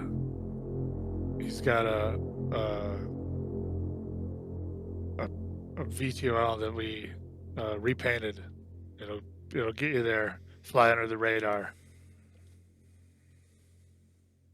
And Craig, in a moment of, for a second, absolute lucidity and sincerity, reaches out, shakes Bodhi's hand, and goes, if whatever this does, as long as it helps, it'll go to the right place. Good. See that it does. So I guess we're gonna do some other work tonight. I got things to do and people to burn. Well, as long as there's cover, why not use it?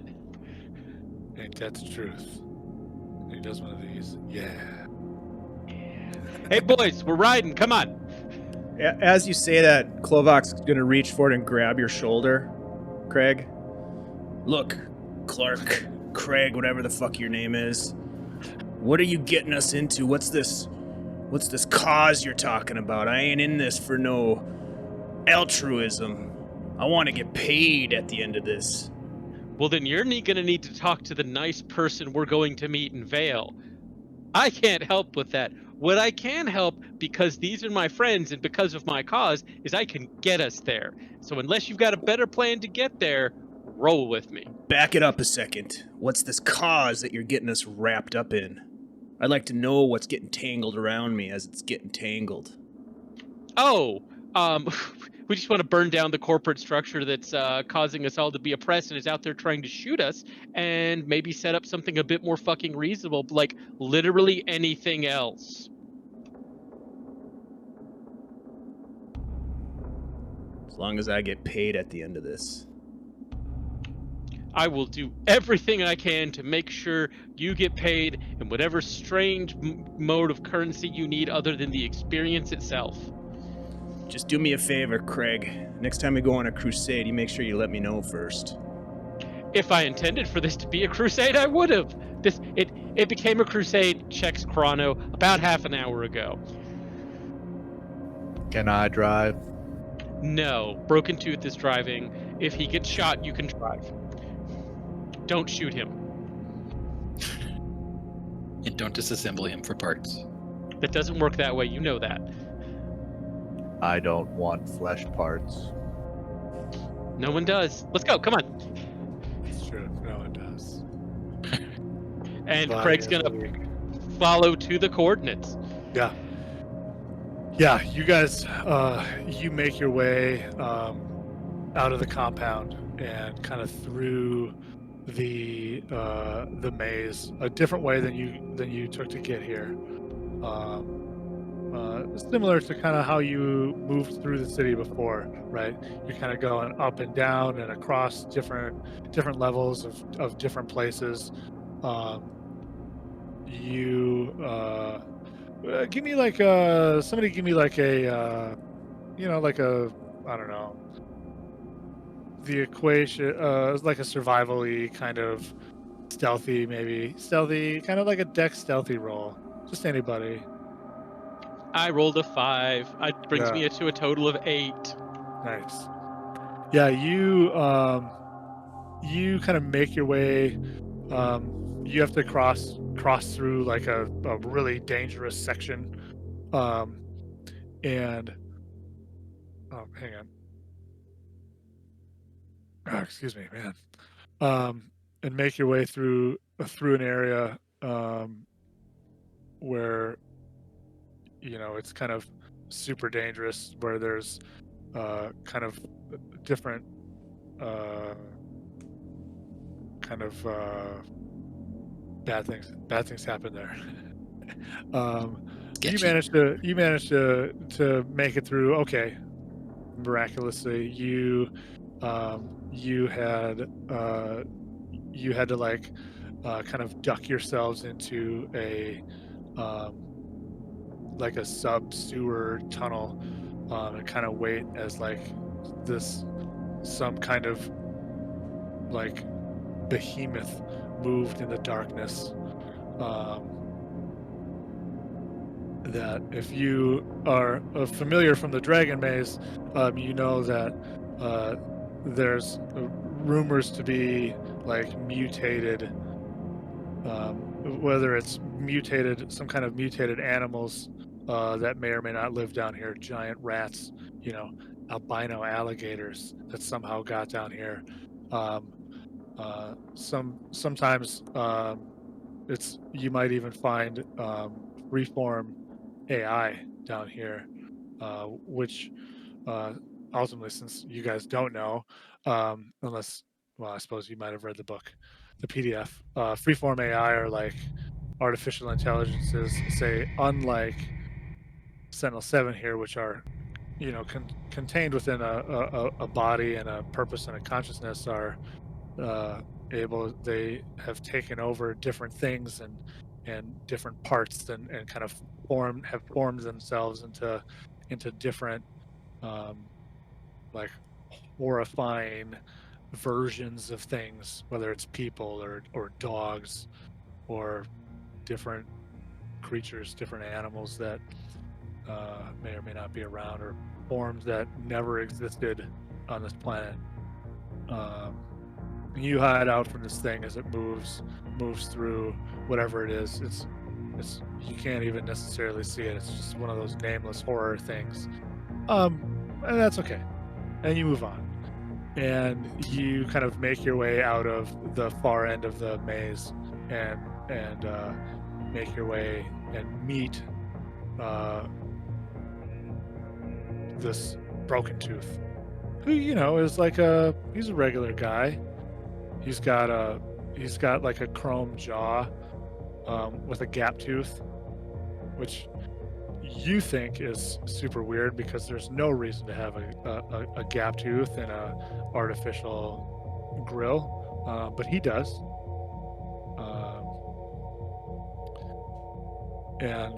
Yeah, you guys you approach this. You can see this VTOL. It's painted. It's a slightly older model than maybe the ones that you've seen recently, but it's kind of painted in a similar way.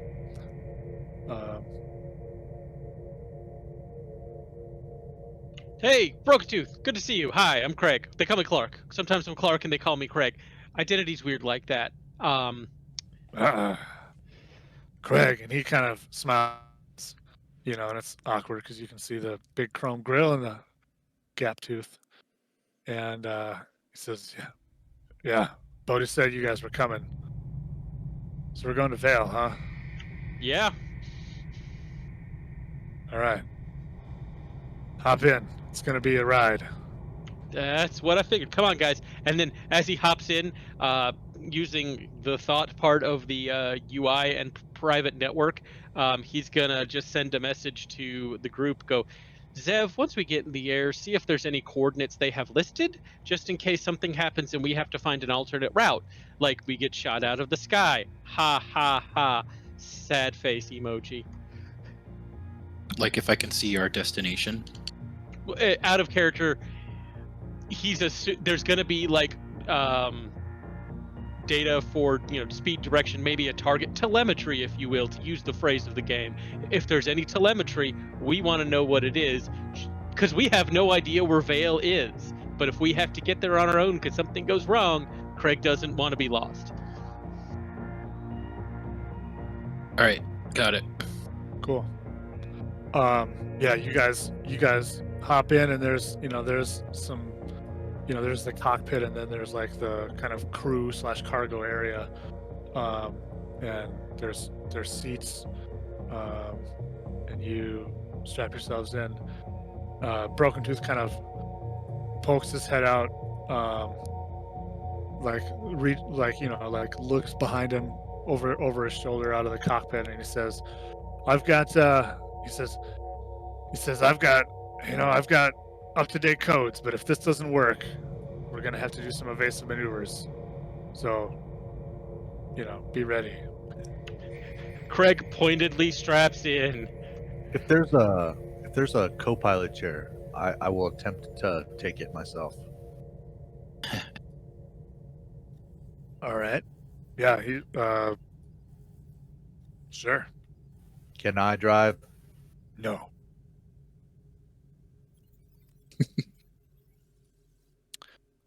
Yeah, and you guys take off nice and quiet, because these things are super silent and dope. Once yeah, we're under, sorry, I was just gonna say once we're underway, I'm gonna just kind of look and see if I can find our destination. Sure. Give me actual hard roll. It's gonna be hard. Okay. But give me a hard roll.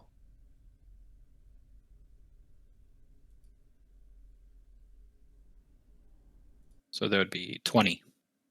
Yeah. Yeah, you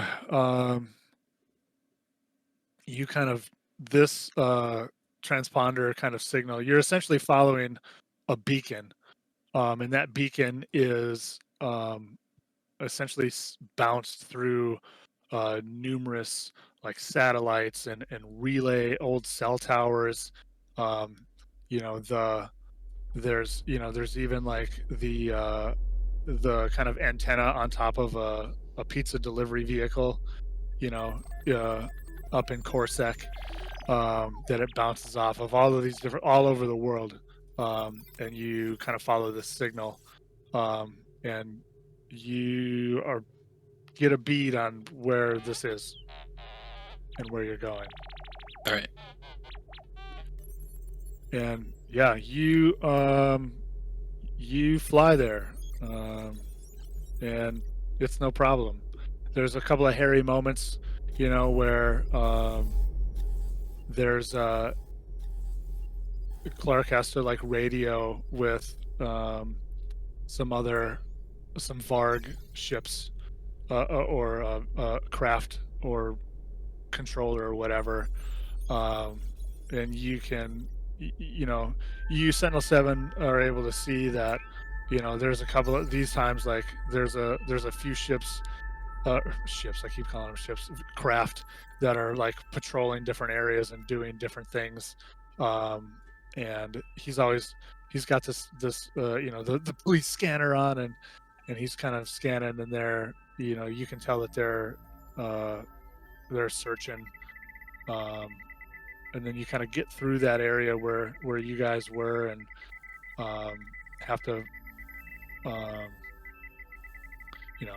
you get there, and then after a few hours of kind of flying over ultimately areas known as the Rim, ultimately kind of farmlandy, kind of wastelandy, desolate, kind of non-tech, old ruined cities that have been grown over, new kind of towns that have sprung up, sometimes in these ruins, sometimes on the outskirts of these ruins, depending on the condition of the old cities and towns, from essentially almost before the time of the mega cities, and you fly into, you can see up ahead that there's, you're kind of flying over an area, and there's a mountain range kind of ahead of you, and you are flying toward the mountain range, and make your way up, and there's definitely it's like like the Cloud City reveal and Empire Strikes Back, where you kind of fly up through the cloud bank, and there is this massive, not anywhere near the size of, say, Shinru or Ishuga, but a massive kind of spacecraft looking city thing, that's kind of hovering at altitude above this like mountain peak, you can see the massive kind of hover thruster units that are kind of keeping it aloft. You can see the distortion of waves of heat and energy that kind of come off of this magnetic pulses or whatever, that come off of this thing. And these strangely like gold and like midnight blue kind of neon lights of these like this city here, this veil, this place beyond. And he Broken Tooth kind of flies you to up to a landing pad, and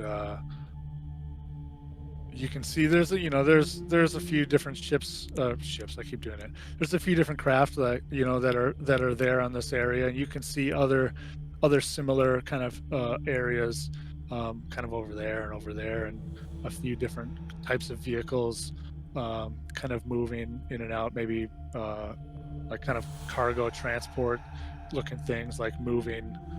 It's like a giant hover forklift kind of thing or whatever that's like moving massive cargo containers around and whatnot.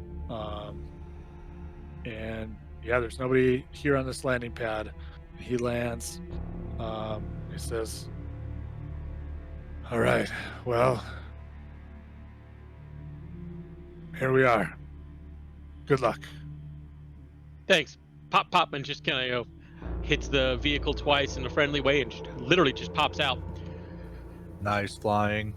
And I'll try and do that thing that I saw Klovac do with the bouncer at the bar. And I'll hold out my hand. He like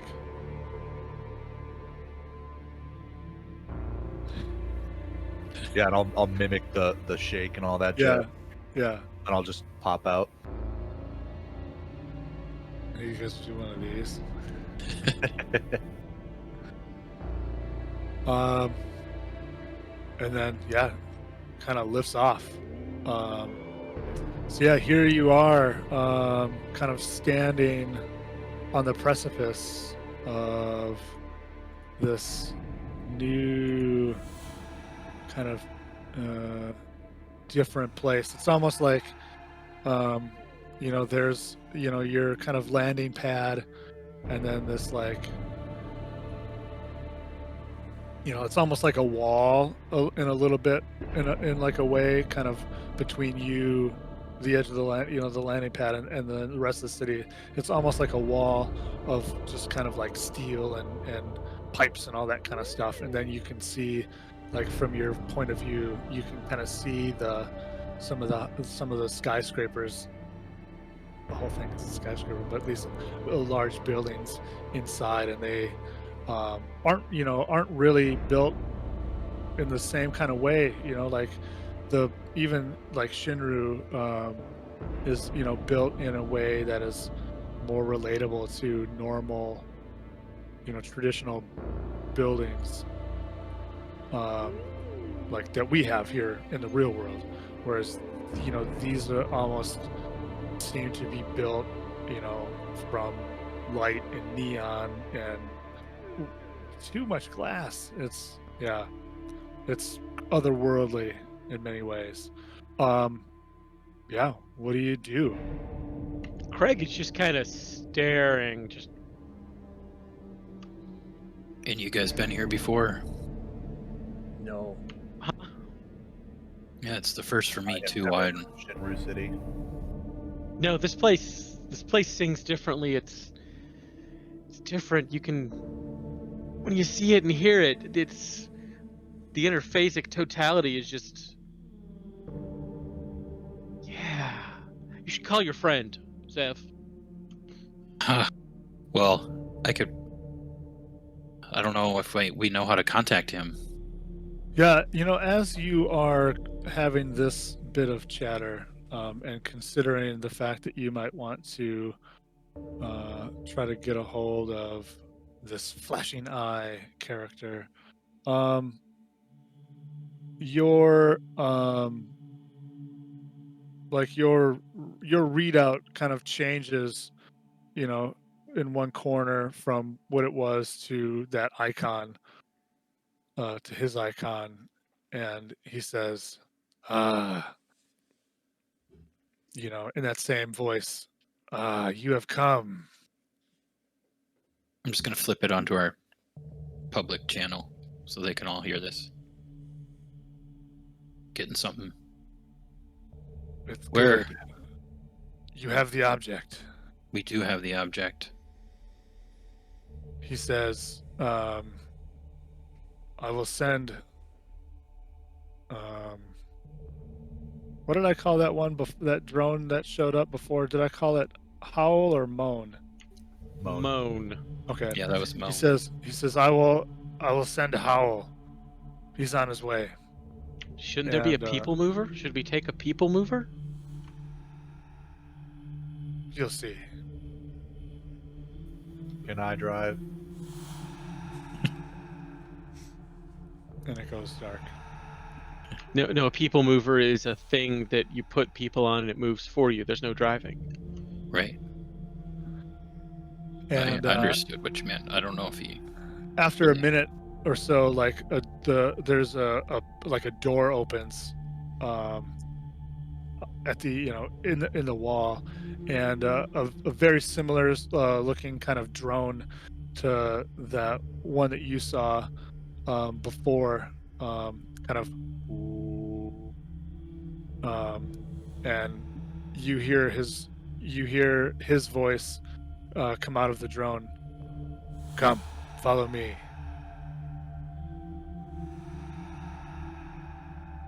Okay. What do you guys think? Craig is just kind of zoned out and staring, man. I don't think we have much of a choice. Let's follow. Right. Yeah. Just We keep are. your Yeah. eyes open. And you follow this drone, and you know, it's kind of one of those, like, this kind of first portion is kind of like one of those, like, you know, those hallways in like sci-fi movies where it's like it lights up like a half block at a time, you know. So as you're moving through it, like the whole side wall panels light up, you know, and then there's like a tech divider, and then it lights up. You know, it's definitely one of those, and it's maybe like a, you know, maybe like a full city block. You're kind of making your way through this tunnel, and then there's another door, you know, and it does the open, and it's pretty rad. And you kind of, and then you see, like from this vantage point, you know, you see kind of the rest of, you see the city proper, and there's light, there's people, there's holograms. You know, this is very much the kind of presents itself as the kind of place that, you know, that the core of Shinru is like +2, you know. You know, there's you're like, in kind of like if you've watched Altered Carbon, there's like, you know, you're almost assaulted by some of these like holographic advertisements, you know. But here, in fact, it's not necessarily, well, I guess it was drugs and ladies and different things there, so it's the same kind of, I guess it's the same kind of shit. I think I'm gonna like this place. And different places, there's music and all kinds of this cacophony of sound and light. And you can see different people moving about, and, you know, in a lot of ways they look cleaner. Some are definitely a little more, a little bit smaller, I guess we could say, than, say, the people that you're used to seeing down, you know, Planetside or whatever you want to say, right? Back in Shinru. If you think about it, as like, if any of you have experience with people who maybe are longtime deckers, you know, they don't get out maybe as much, so you definitely see a lot of people who who are a little less used to doing things and being active in that kind of in many of those kinds of ways. You definitely see people in some cases who are a bit strung out, kind of, definitely some people who are stoned as fuck. And you're kind of, as you're making your way through following this drone, this howl, you're, like on an airport, you're on moving sidewalks, and there's like just this weird like pathways of moving sidewalks down at least the areas where you come to, or where you're traveling, and you follow Howl through a seemingly large portion of the city.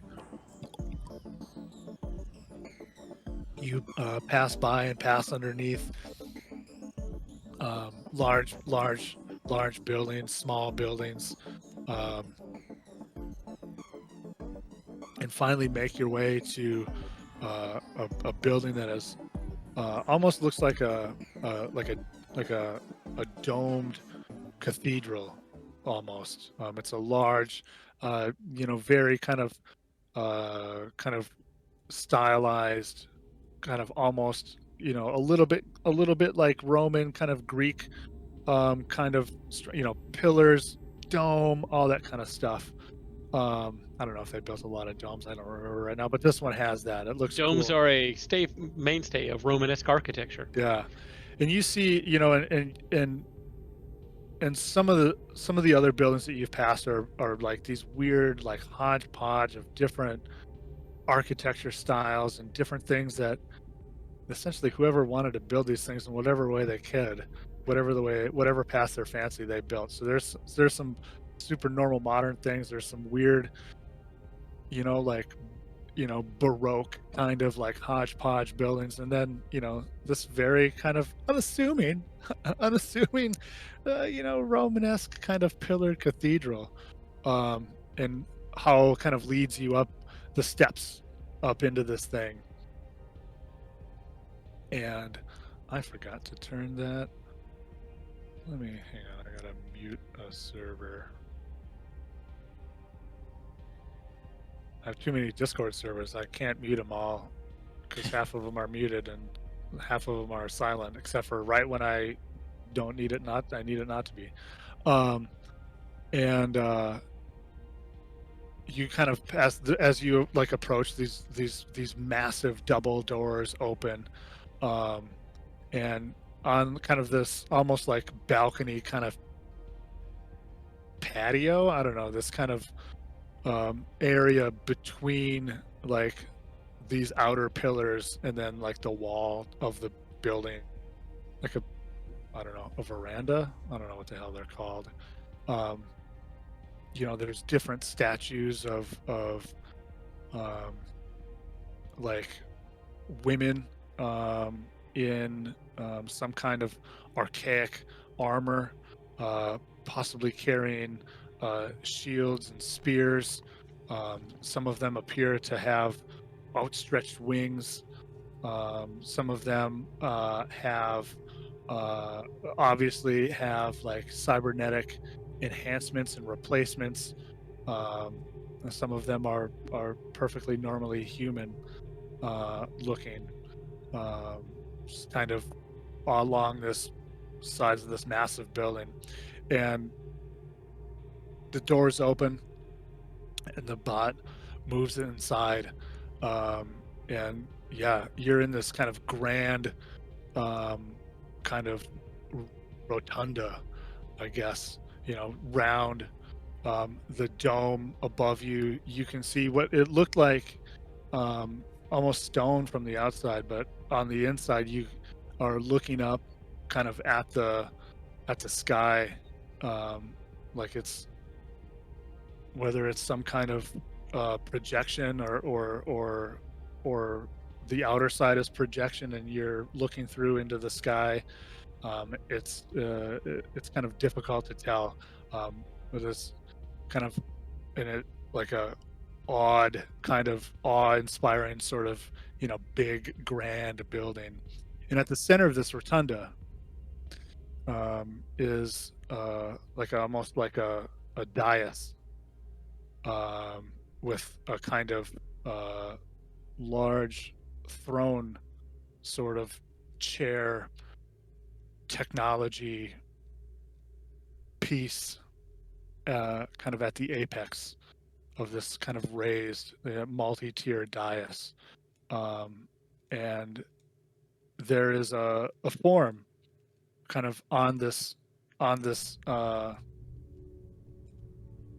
in this chair, and there are you can tell that of what you can see of the body parts are human, atrophied, but the head is kind of encased in this big kind of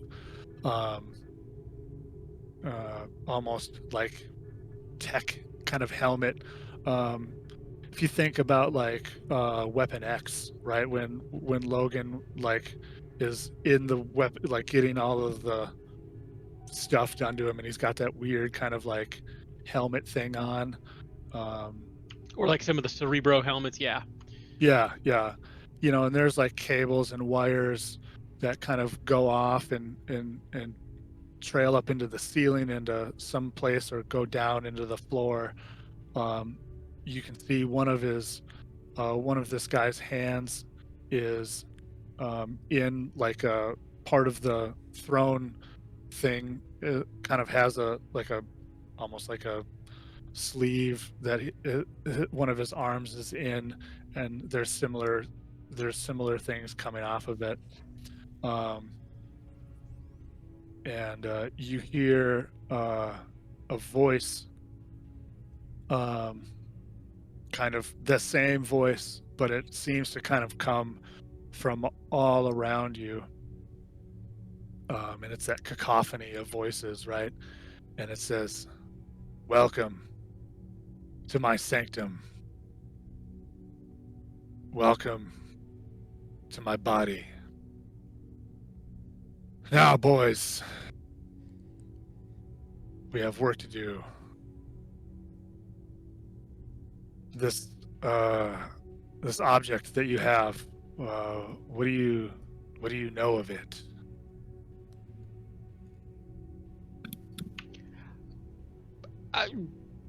Nothing. Like almost nothing. Yeah. It's a black hole. Yeah, A not lot of much. people want it. We didn't try to Yes. open it. I am impressed. Color me impressed, he says. Few would, I find, would resist the temptation of opening such an object. I just assume it can explode. In a manner of speaking. But what you hold is perhaps the key to a far more dire situation. How much do you know about the research and operations of... Oh no, where's my outline? There it is. Yes. Oh no, where's my outline? We're old enemies. Of Janus. Way more than I want to. Know a little bit. Yes, I'm sure you do. So, I'll cut the shit. They are seeking to harness all of the connective power of all of the people left here on Earth. That device is one of many that connect to a larger network that, when they are able to bring it online, will override the willpower, I guess, of anyone who has parts. And theoretically, I think even who doesn't have electronic parts. For what ends, I'm not sure yet. I haven't been able to get my hands on one of these objects yet. Until now. Were you involved in this operation from the beginning?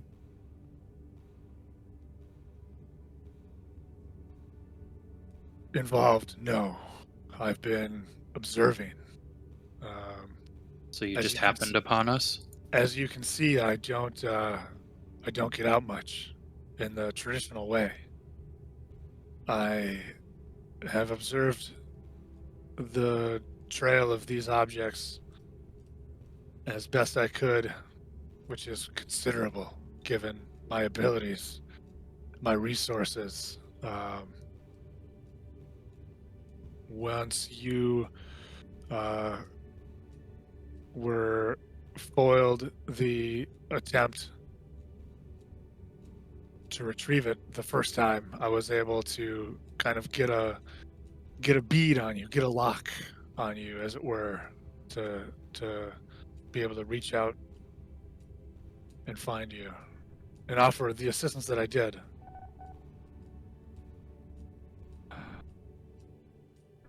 Well, we appreciated that. We were definitely outgunned at that point. What do you want with this? I want to open it. Can I watch? Yes. He says, I can shield our location from all signals.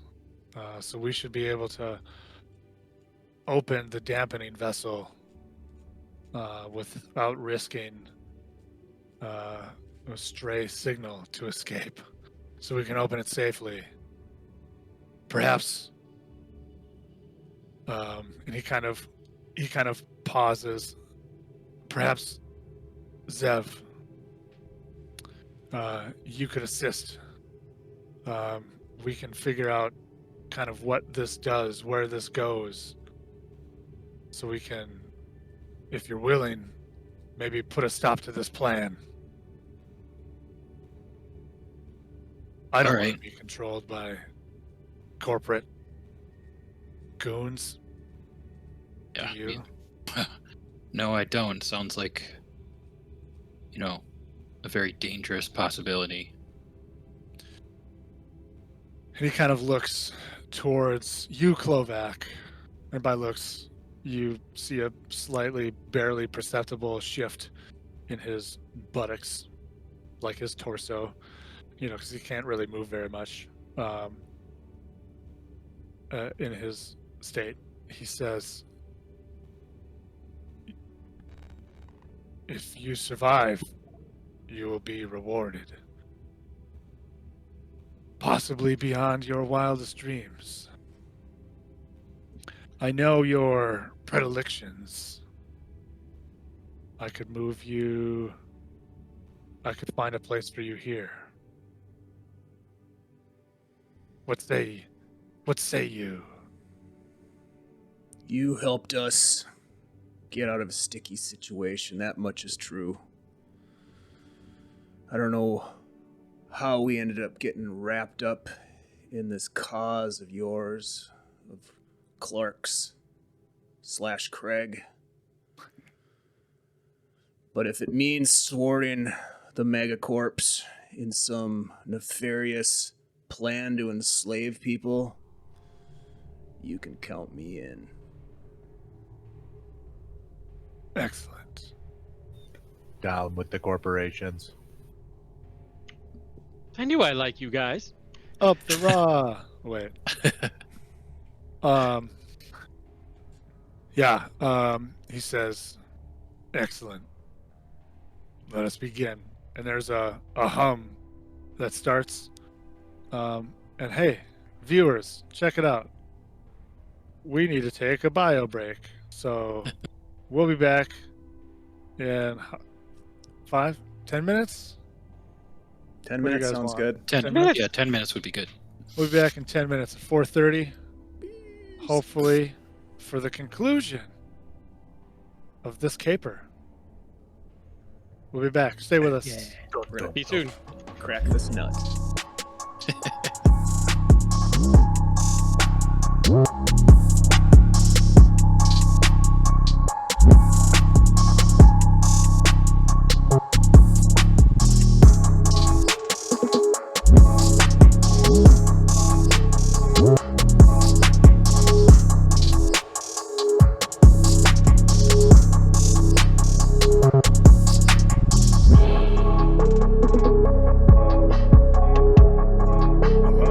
We're back. If you're still here, you're a winner in my book. If you are just joining us, welcome to the end, my friends. Welcome to the end.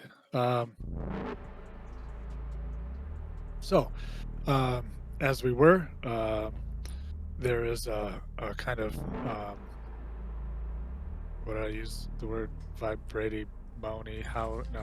A whirring sound. As you can kind of see some kind of there's like a flickering kind of on the edges of the kind of interior parts of the dome, and there are as essentially like some pieces of tech like almost appear right through like perhaps a projected image, and kind of this like you kind of see this like almost like wireframe kind of Tron kind of thing kind of envelop the space, and he says there's like and then like a kind of a pedestal kind of rises up out of the floor, and he says he doesn't actually motion, but he says I keep motioning. He says, please, the device. And Craig is just gonna walk over and put the device on the dice and stand the hell back. He says, now somebody's gonna have to put their hand on it to open it. If you, Zev, and I can change the data that it receives, we should be able to interface. And he you can see that like a bunch of stuff starts happening kind of on your overlay. You should be we can interface in this way kind of with this shell system. Okay, sounds good. Fine. And Craig walks back over and gets ready to put his hand on it. Okay. Why don't you, Andy? Why don't you give me a one of your decking rolls? Okay.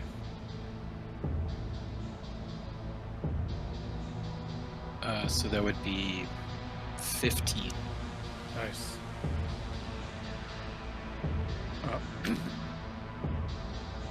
Sorry, excuse me. Yeah. You now, and you put your hand on it, and you can see that it starts to read them, and you're kind of intercepting the data that it is receiving from his actual hand and changing it. If it's like the video game, you're like matching waveforms or matching gears, so that it reads the right thing. You're able to find the pieces that it's looking for.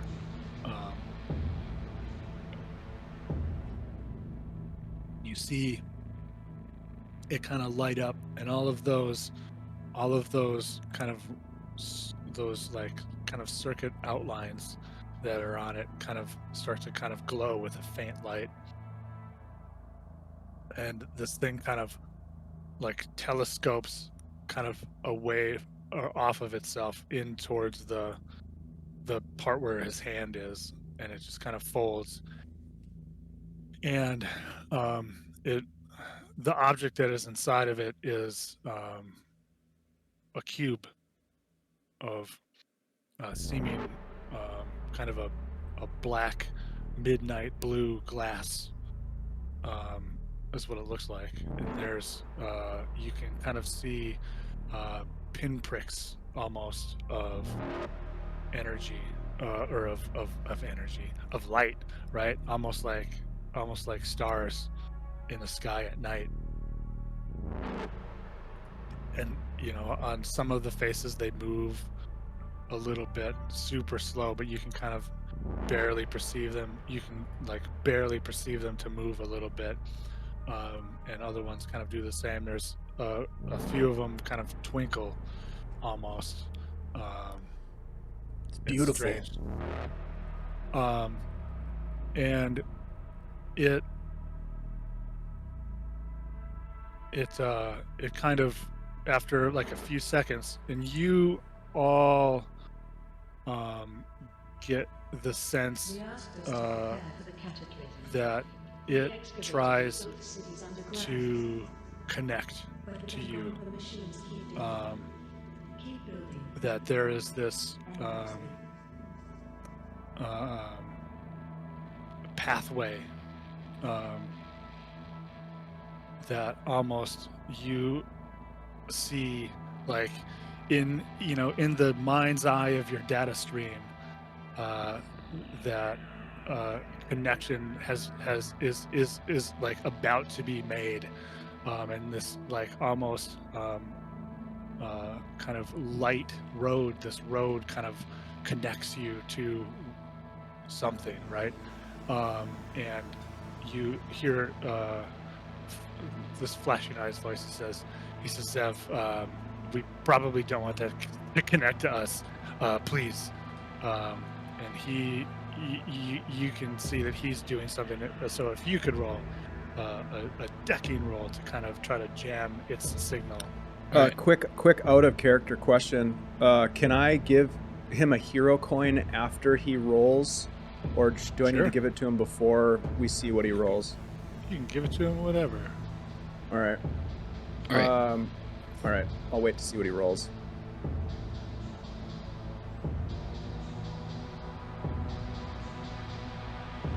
Ooh, 19 plus 6. Nice. 25. I'm staring at that die. I'm like, it's gonna come up a 1. Coming through in the clutch. Nice. Well yeah, done. you're able to kind of jam this, whatever the signal is, and it's strong, it's hard. Like, this is some of the like heaviest kind of jacking, as it were, that you've ever done. Like this signal, like almost it doesn't want to be, it's slippery, right? It doesn't want to be kind of locked down. It's changing frequencies, and its code kind of alters as you're trying to lock it out of them. And then kind of the top face of it, David, actually, if you, ooh boy, where do I have that? Shoot, hang on, I'm less prepared than I thought I was. Give me one. I don't believe that. Give me 1 sec. Assets. Nope. Whoa, that was intense.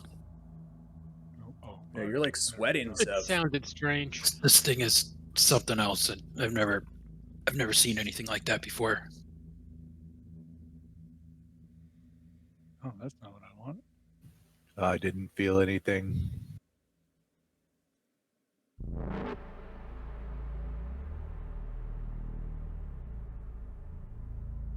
So why don't you switch to the map for us?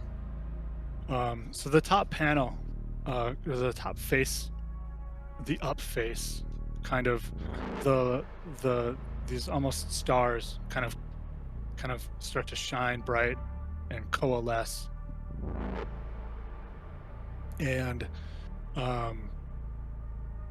like shine out, and you see kind of forming above this cube, in the space under the dome, is this form, and it's vast. You know, it's one of those things where like you see the size it is, and it's big because this room is massive, right? But like it feels even more immense than that, and it's this kind of like bright green neon kind of color, and it kind of grows, and you kind of from your vantage point, you're kind of close, so you can see it kind of large above you, and it's almost like you can see, like, you know, kind of like the Matrix code, right? You can almost see these ones and zeros and cryptic numbers kind of flowing through these lines of light that make up this form, and you just kind of hear this exhale from Flashing Eye. It's beautiful. Holy shit. What? I can hear it, but it's not making any sense to me. What is it? And he says,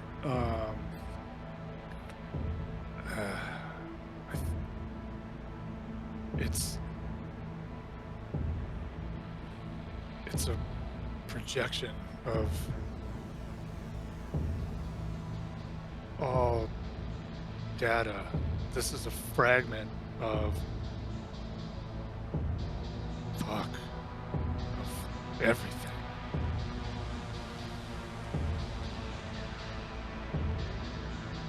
You can, yeah, it's, he says, is this, Zev, do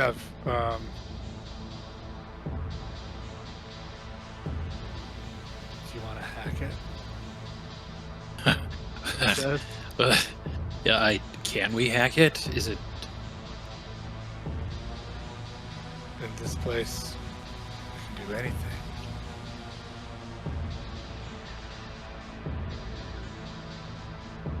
What do you think, guys? Should I go for it? I don't Do know. it. Do it, Zev. That's what we're here for.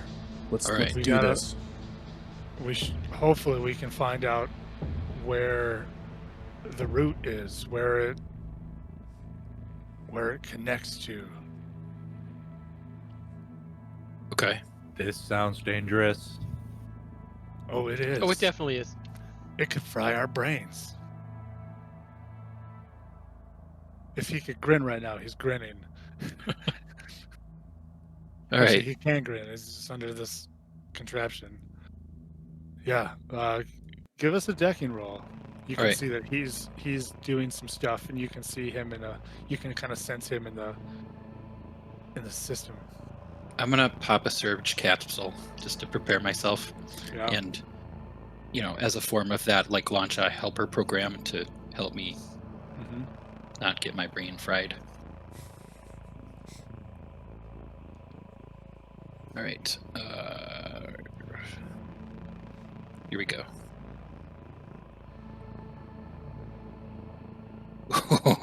Oh no. Yes, good thing the capsule. Plus Yes. 6 is a 9, and then I'll roll, what was it, a D8? Yep. Yep. Ooh. An There we 8, so go. 17. Nice. Wow. Yeah. 10 was capsules, yo. That was Yeah. close. The two of you, you slot your program, and you almost like reach out in the system. You kind of reach out and interface with this thing, and kind of in doing so, you have to connect with it, and it, like, as you're kind of looking and piecing through this thing and interfacing with it, it's doing the same, and taking not taking your data, but like, feasibly it's copying your data. You are now in its branches, in its trunk, and it's vast. Like, you here and there, you're like, oh, this is you know, this is a you know, a lady who has a family and she's doing this thing. Here's a company man who works in accounting on the 53rd floor. You know, you see all of these people, all of these systems that this thing has or had access to. You can tell that again that it's cut off, but it's trying to connect to a larger system. And the two of you are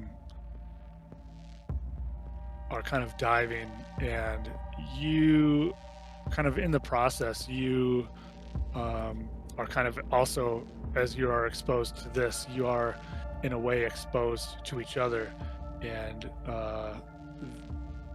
this, like, the sense that you get from this entity that is Flashing Eye is almost beyond human, like not like Sentinel-7, but like it's his consciousness or her consciousness, its consciousness is old, and like it's a vast well of experience, and you and it's like almost, it's like, but he's been in this place for a long time. And then you find essentially a data file written in an old code language, which is odd, but one of the best ways to encrypt things nowadays is to put them in old ways. And it's named mimwell.cab, or mimwell.cab, which you know, ultimately you know that's like old program speak for some kind of like database, and attached to that you have a kind of a geolocation of where it's supposed to be.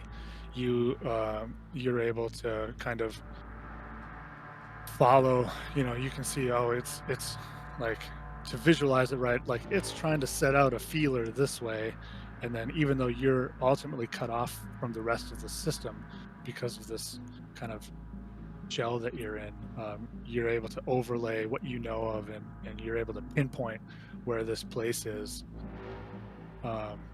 And you now have a name for this object, and it is called a graphical logic wormhole system, which ultimately doesn't mean anything. It's just cool tech words I put together, but somebody thought it meant something somewhere.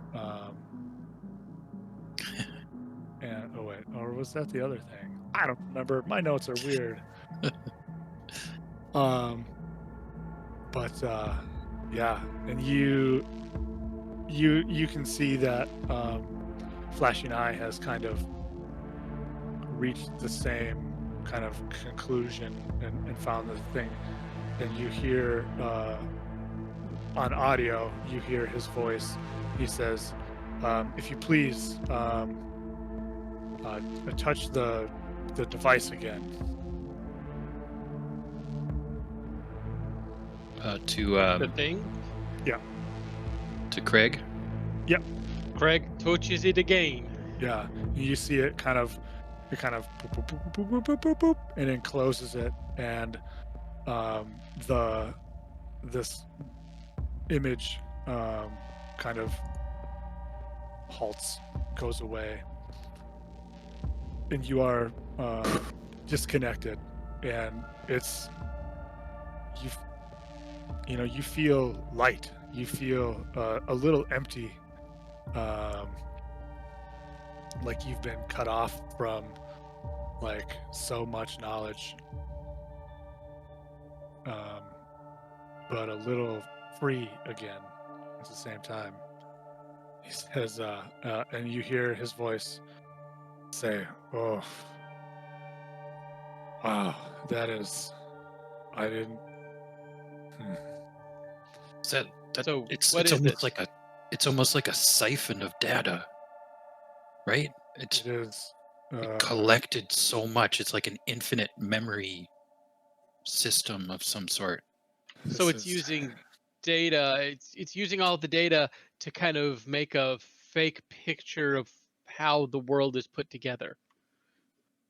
It's got Yes. That's why it's wrong. It's like it's trying to be the totality, but it's actually being an abomination shadow. We have to burn it. I agree. You saw the location. This Mimwell, this archive. Which you did. You saw that.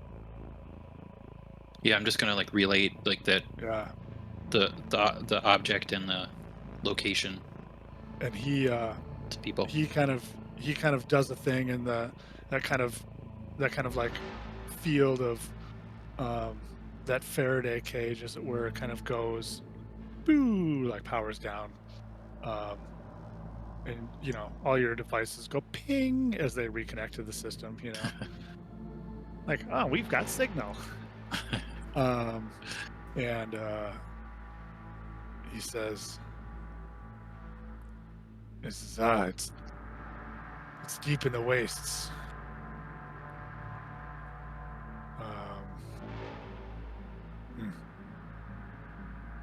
Heavily guarded, shrouded in the ruins of old Detroit? Old Detroit. We can't go there. It's blasted. Detroit. I have Detroit? we're built there.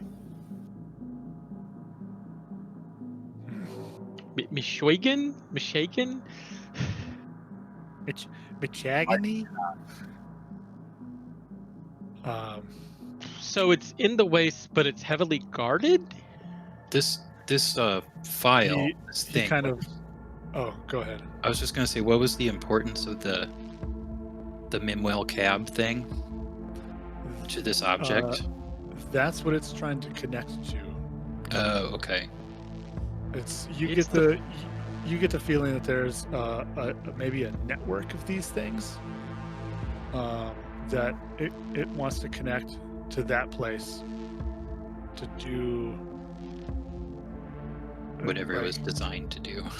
to be able to go online. Yeah. The hub is in the ruins of Detroit. Then we have to destroy it. And this thing has to stay far away from there, right? Yes. I'll keep it here. Safe. Why don't we just destroy it? I don't think I want to do that just yet. It could be of use.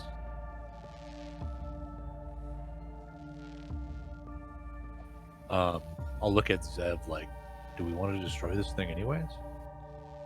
Inquisitively. And I'll whisper that like via our signals. It's dangerous. I don't know if, to be honest, I don't know if I can destroy it. I don't know what would happen physically if you tried to do something to it.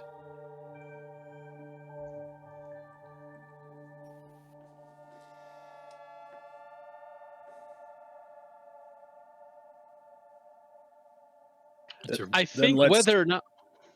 Yeah, Go ahead. what Kovac was about to say.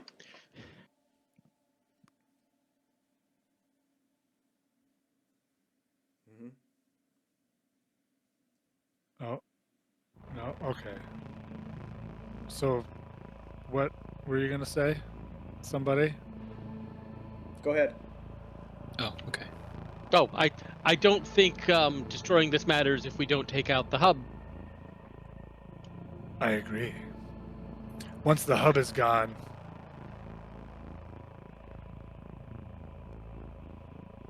still use it. There's a lot of data here. Someone in my position, it would be good. We could do some good. Set some scores right. Heal some wounds. So you have access to a transport to this location? I can provide you with transport. Absolutely. Can I drive? Yep. He's been asking all day.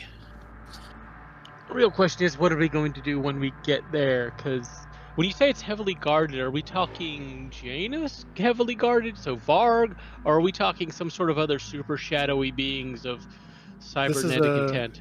It is in fact the Janus facility.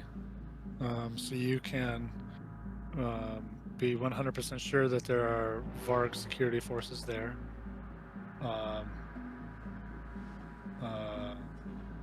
We will, in the interest of time,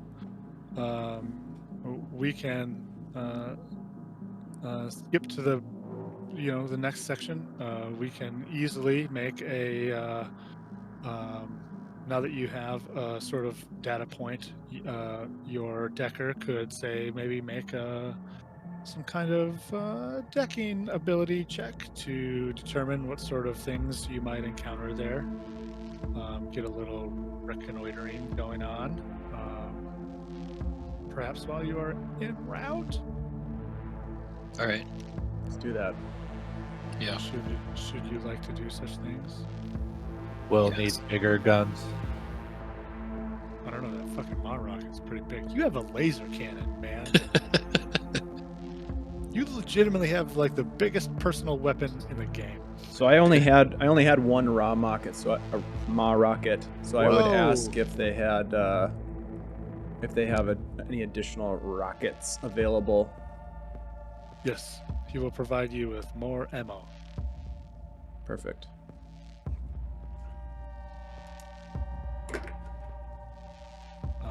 Shall we leave? Yeah. Yeah. Time to Sure. put metal to the pedal. Yeah, he kind of in the same way you came in, you go out. You follow Howl out to a different sort of landing pad, and there is a fancy looking aircraft of some kind. Maybe like a shield little vehicle from Agents of Shield, like the VTOL. I guess like exactly like the VTOLs you guys were flying in before, but this one's a little different, a little fancier, maybe a little shinier. Sentinel, you know how to run one of these? It's easy. I will interface, and we will fly there very quickly. Perfect. Yeah, you crash and die because he is a medbot and not a driver bot. Great game, guys. The end. My bad. Speed. Oops. Yeah, you're able to pilot this vehicle, and you make your way to the ruins of old Detroit. Which looks shockingly like current Detroit. Oh yeah, ain't that the truth? Yeah, I hear it's getting better. I haven't been there in a few years.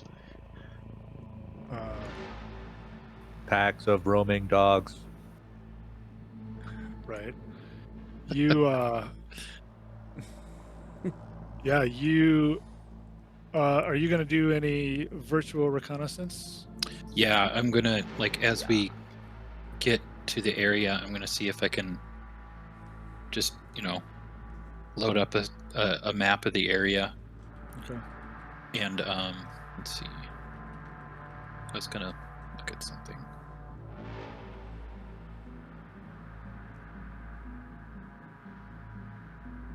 Yeah, just scan the local network just to see if there's any kind of surveillance going on, external surveillance.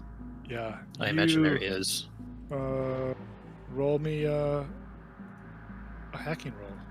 Give me a hacking roll. And +6 is 16. 16. Nice. Yes, you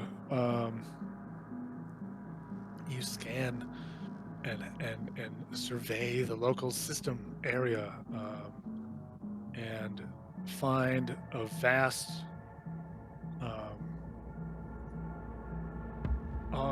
pyramid-shaped sort of arcology rising from the ruins of old Detroit. This is by and large uninhabited city, save for the bad things that exist in the world. Other than this, like, massive building, there is you can see a lot of that. You can see all kinds of surveillance around it. There is different, like, corporate deckers doing similar scouting of their area and running security and doing all that kind of stuff. You can see weapon emplacements on the outside of it, and you also detect some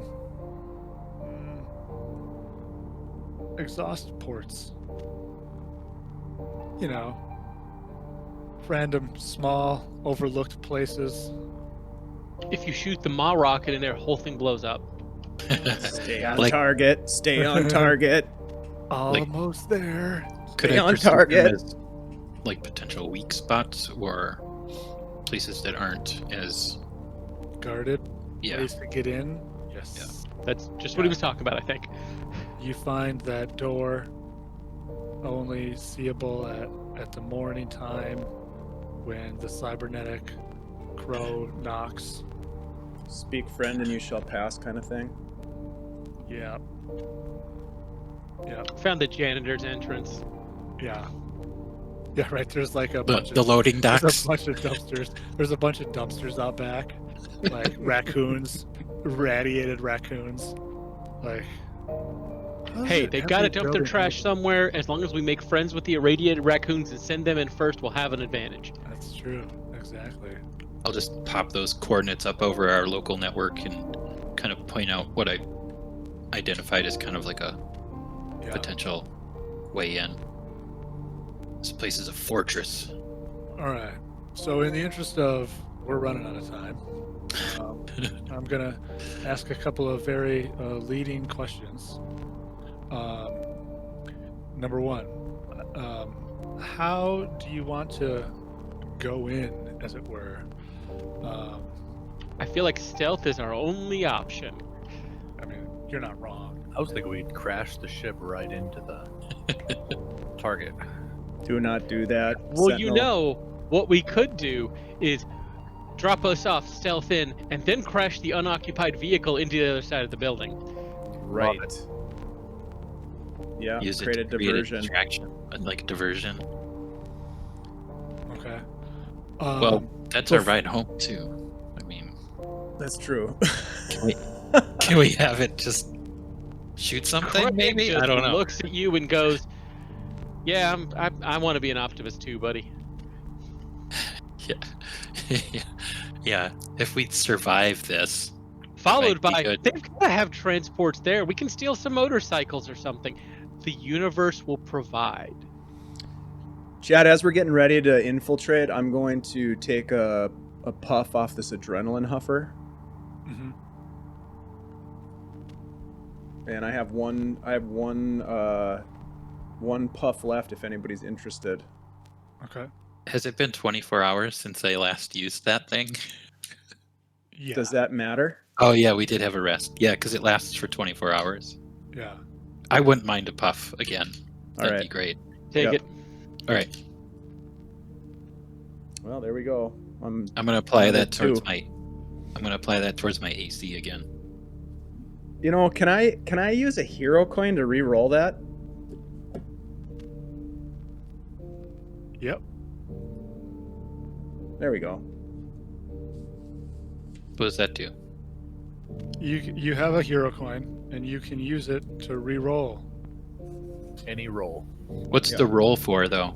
You roll a d10, and that you get to add that whatever number you roll to your stats. That's what the adrenaline huffer does. Oh, so do I need to roll? You do. You roll a d10. Okay. I will point out that if you used your hero coin, you would roll a d12. Oh, In this case, you'll use it to re-roll. Oh, okay. ooh, 2. You love those 2s. I'm gonna use my hero coin as well. All right. To re-roll, and then it would be a D12. Nope, a D10 again. Oh, okay. Yeah. There we go. That's 8. better. That's better. You also, now that you're a little closer and kind of doing your system exploratory stuff, you find that this has this building, which is massive. It's maybe this pyramid is maybe a half to 3/4 of a mile on a side. Is called Heterogeneous Exploratory and Research Laboratories, or HEL. Oh, jeez. Nice. I like it. I really like it. On the ride over there, I have a question for you, Chad. How many rage dice can I bank? Oh man, that's a good question. Well, I can do an infinite number. It says there's no limit, and it says on your turn you can blank. So I just don't know how many it would be realistically for you to say I worked up while chain smoking on the way here. All of them. That seems ridiculous. It's an infinite number. That's why I was saying I would say a reasonable cap is maybe 2 or 3 more. Let me just peruse this real quick.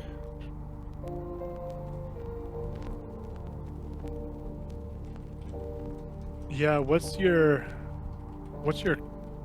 do you have a con? What's your con? It is 2. 2. I don't know, let's say 2 more dice. 6. Okay. Thank you. Chain 6. smoking and getting sizzled like crazy, man. Yeah. I'm always angry.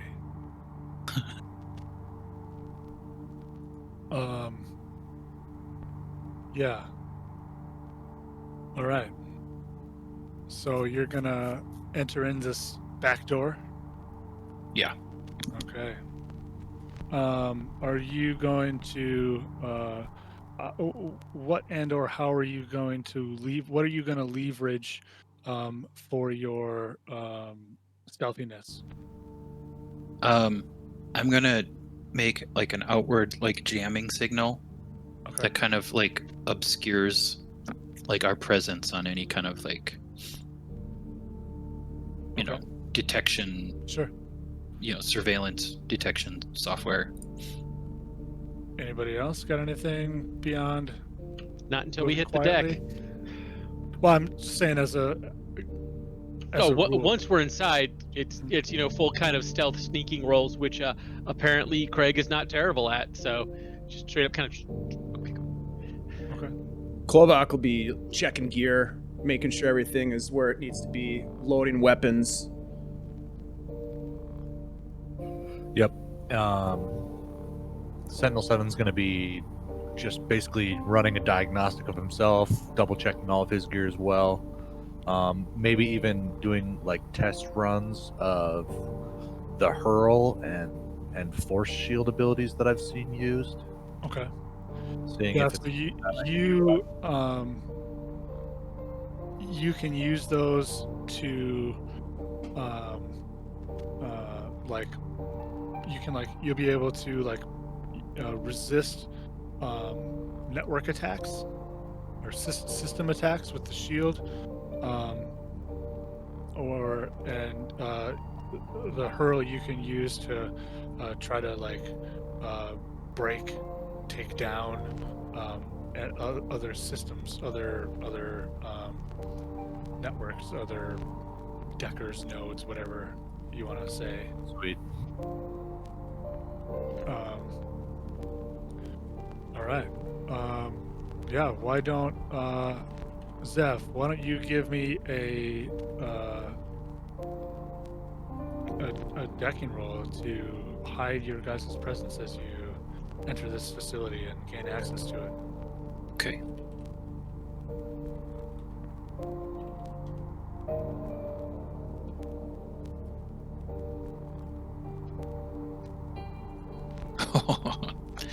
Okay, hold on. Yeah, it's a good thing you used your hero coin already. Yeah, that's so What it's did he actually roll? it's A a 2. two. But it's Oh. I have plus 10 Yep. now because of my adrenaline huff. Yeah. The target number for this scene still 15. So it's a 12. It is 15. Can I rage dice that? Well, you're not a psychic, but you could. Oh, I'm sorry, dice surge it. capsule I meant. You So could. Yeah. all right, I'll use up another surge. Somebody Nice. could give you one of their hero coins. Not I have this Kovac because many he left. used his. That's okay. I'll use a surge. right. It's a D8. Yeah. 7. So that would be a total of I rolled a 2, so it'd be 19. Nice. Yeah. You're able to kind of mask your digital presences and also detect other, any sentries or whatnot to avoid them. You're able to overcome electronic locks and bio locks that you would use to get access to different areas as you make your way through this building, to which you have, of course, found the schematics for, and there is kind of 2 things near that are the apex of where you are going. One is labeled Mimir's Well Archive. The other is, oh man, I see that I did not, in fact, complete the acronym for this word. That's annoying. For trans-solar radio telemetry. I don't know. I made that up. But the acronym is SRTR. SRTR. SRTR. Yeah, that's right. That sounds fun, doesn't it? How could that go wrong? These are all kind of, in the same kind of place. But yeah, you are able to find your way down through this complex and stealthily bypass guards and electronic surveillance and key card needs and all that kind of stuff. And you find yourself, down a long hall, and there's those giant blast doors, and it says MIM Archive. Which way, Zev? Looks like this is it. Straight ahead here. This is the archive that we're looking for. Let's go. Quiet. Come on. Can you run a scan of anything inside? Got any life forms in there? Is that available on the the Give me check a I did new- already? Give me a new roll. Okay.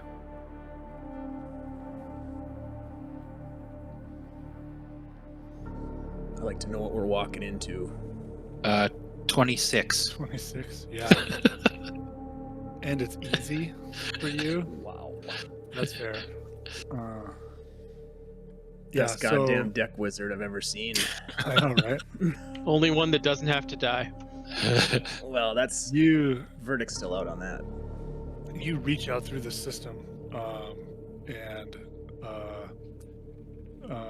there is you can see, and as you've kind of seen as you've made your as you've been here, that there is a mass amount of data, like that object amount of data times like 100 going in and out of this, like behind whatever is behind this door,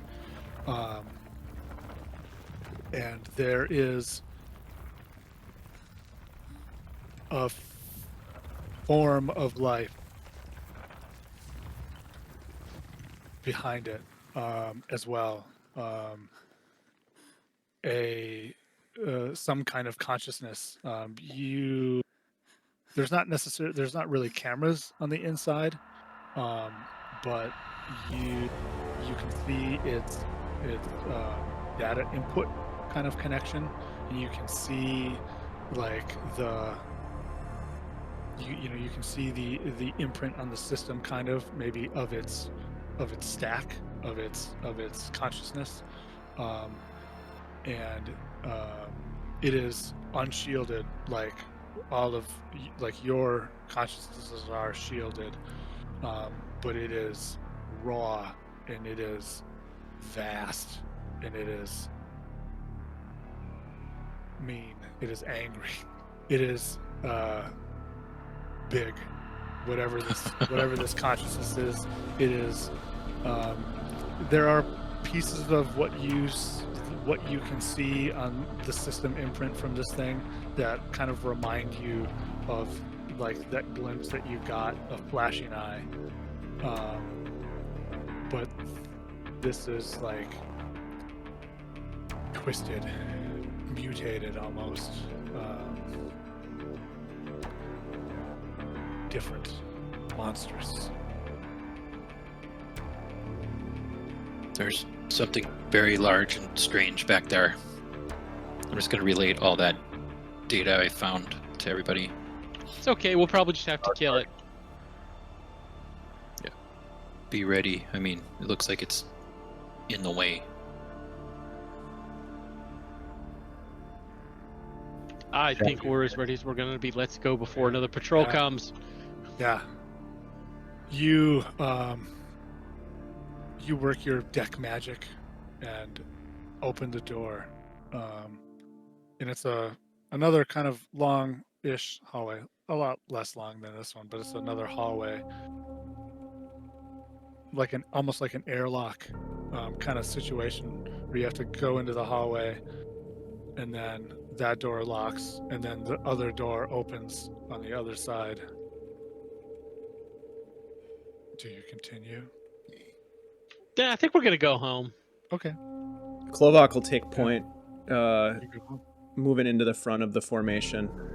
Okay. I will stay right behind Klovak. No. I guess I'm bringing up the rear so that the deck wizard has some cover. Hell yeah. Yeah. We're gonna switch scenes shortly here on the map, so I won't put your dudes out. But yeah, you kind of run this cycle, and the doors close and doors open again. And as the new doors open, of a vast chamber, bigger than the Flashing Eyes palace, kind of stretches out before you.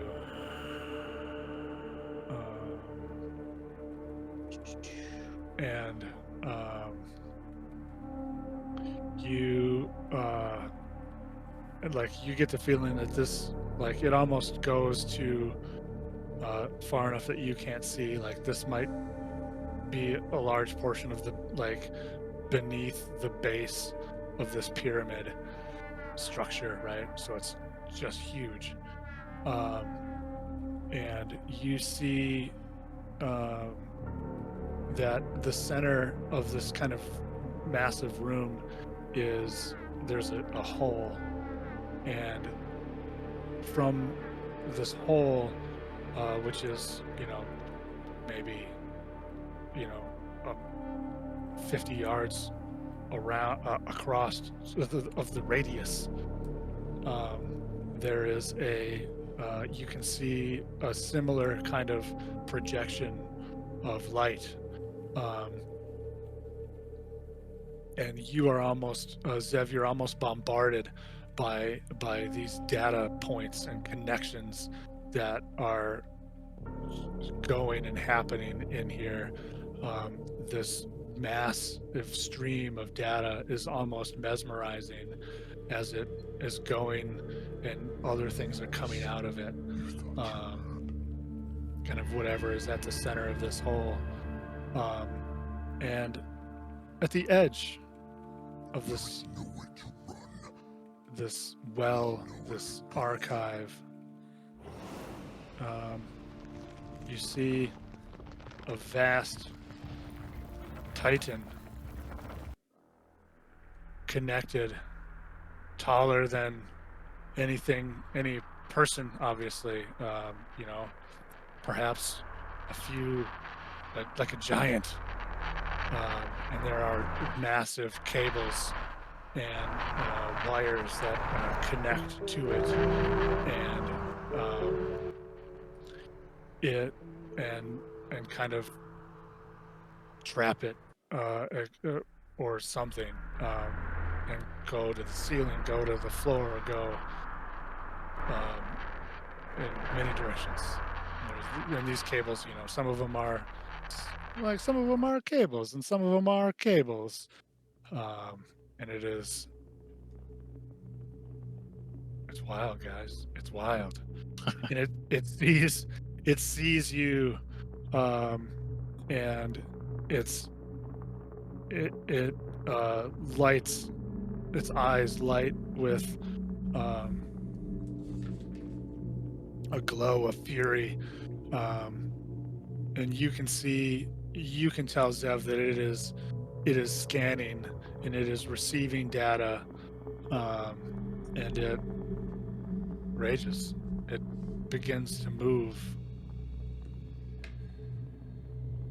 It begins to protect the well. How far are we from it? A ways, a long ways. Oh, okay. Quite some distance. But yeah. Kovac's gonna start moving towards it. Well, it's Clark. It's Clark's turn. No. Craig. What about Shit. There's Craig, no it's your Clark. turn. Clark's not even here. Next we gotta person. wait for him to Clark's show up. There is no Clark's not Clark. here. Next person. I said that with such conviction too. I was like, Clark. And I was like, oh, damn it.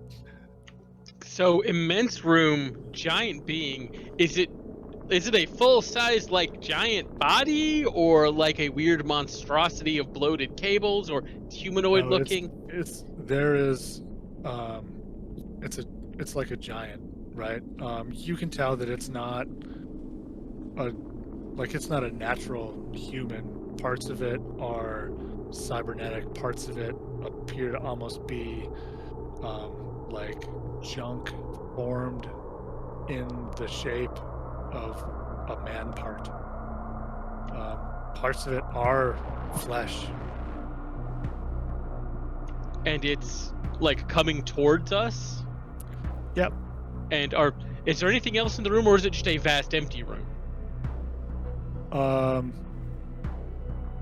Like, that's where I kind of got lost in the description. It's Sure. Is there anything else in here, or is it just a big fucking empty room? It's give me a like a perception-y, wisdom-y roll. That's a 20 total.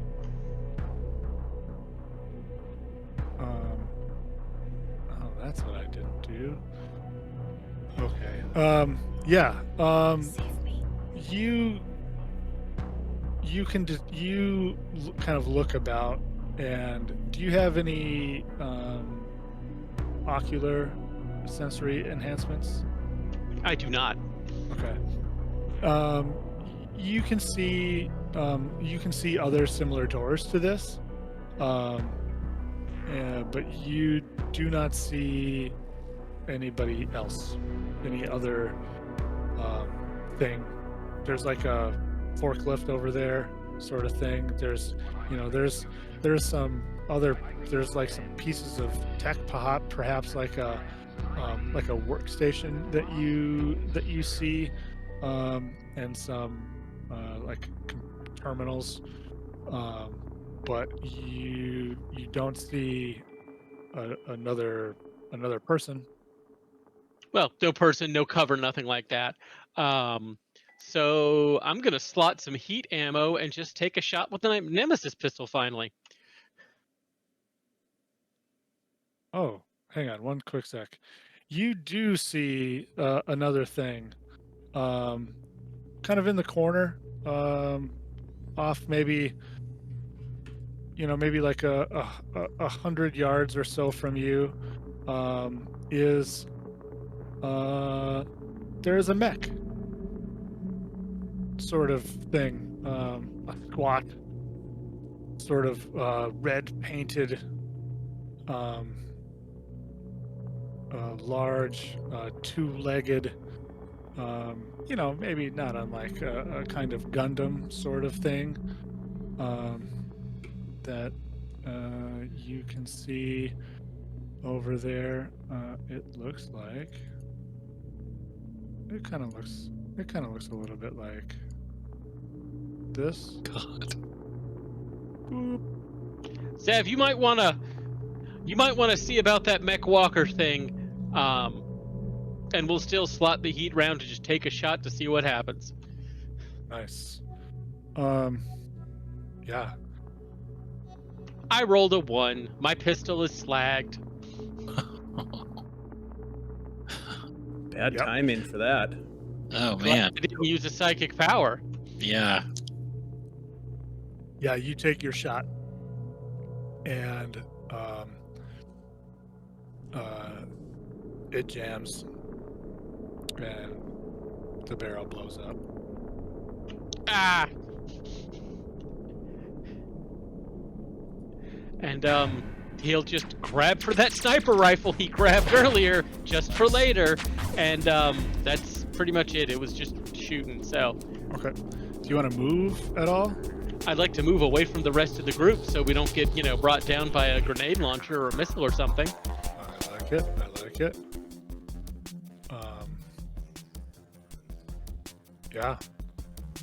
Yeah, you kind of fan out away from the rest of the guys.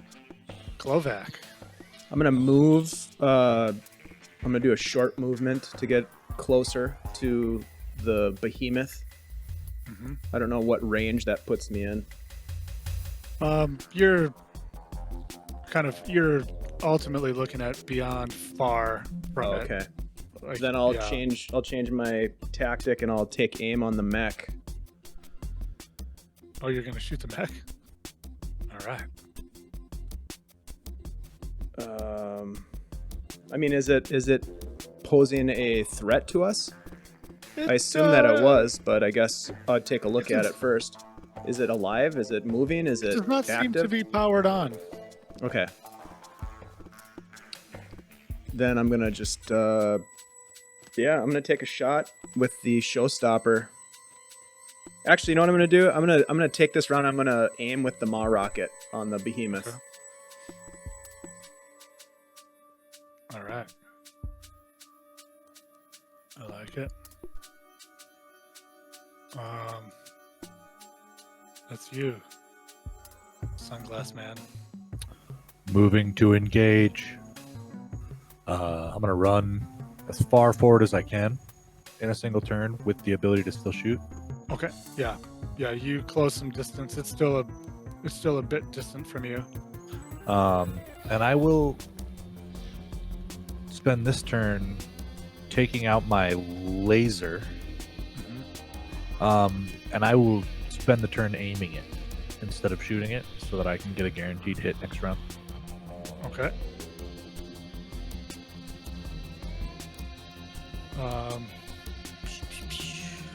That's you, my friend. Zev.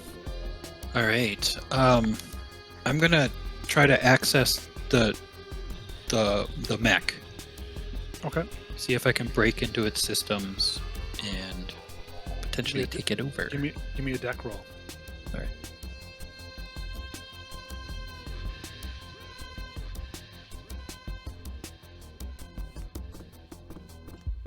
(17 plus 10, 27). Yeah. This is called Rhyme.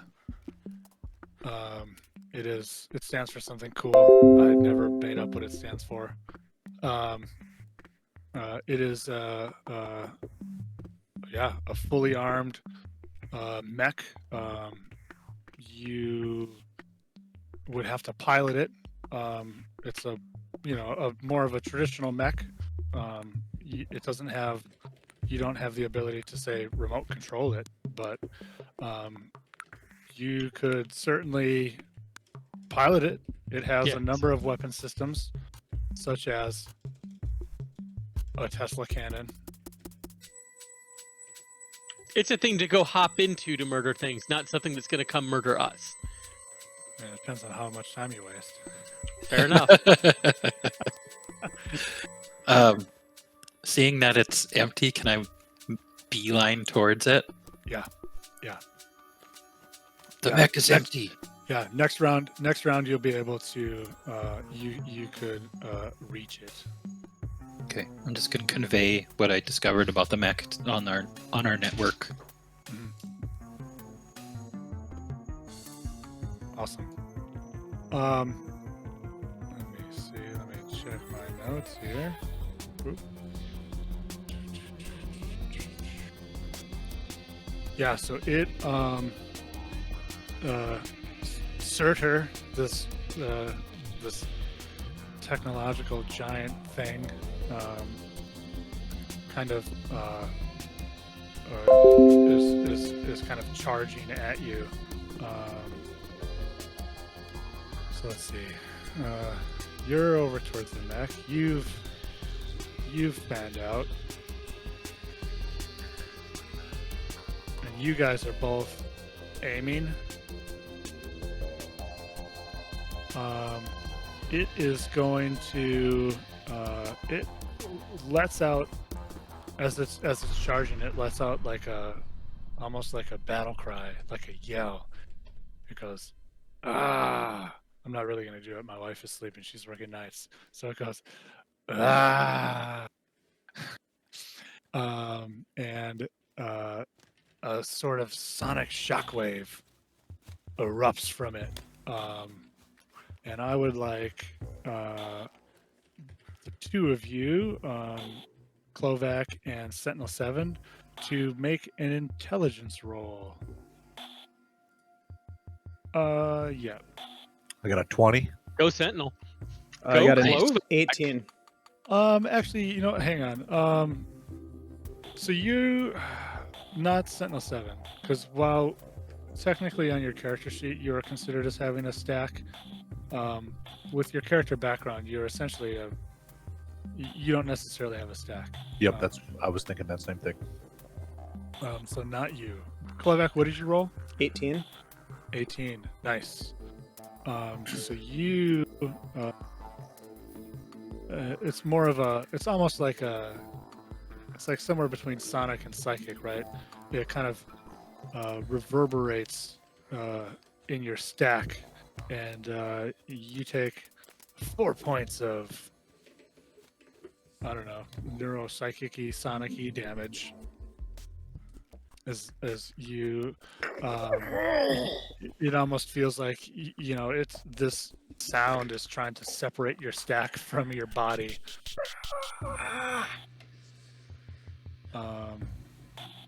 And it is it raises its as it's moving, it raises its hand and points over towards you,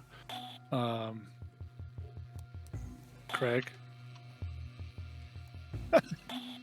Got it that time. Not bad. And its finger kind of like pops open in a number of ways, and a beam of bright, sticky energy, plasma perhaps, launches forth.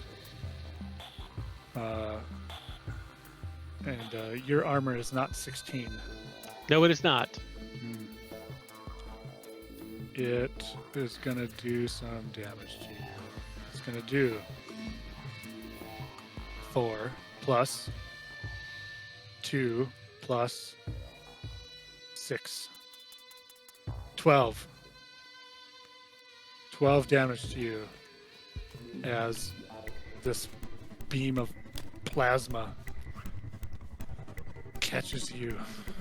Seeing this beam of plasma, Sentinel 7's going to Hold on. step right in front of it, intercepting the hit. Yeah, you're able to. You'll lose your aim. Oh, I'll allow it since it is one of your abilities, but you'll lose your aim. Okay. and I'll take 6 because I'm blessed. Nice. Good, because I was about to have 3 left. 3 out of 15 hit points.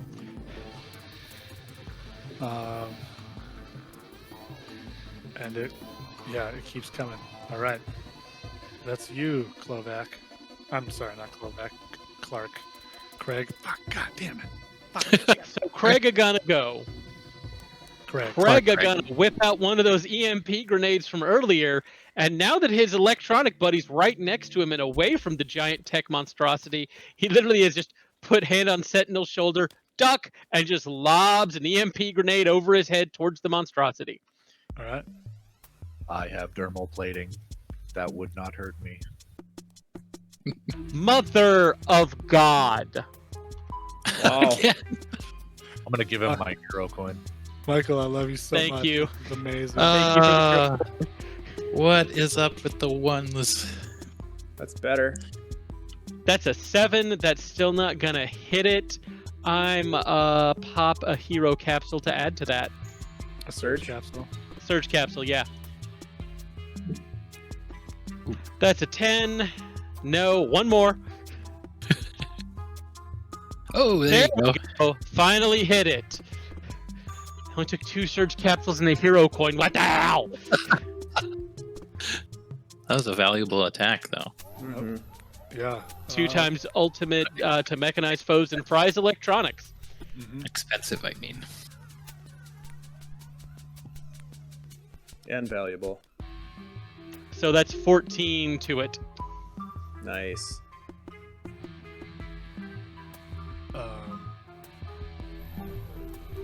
Yeah, you. Okay.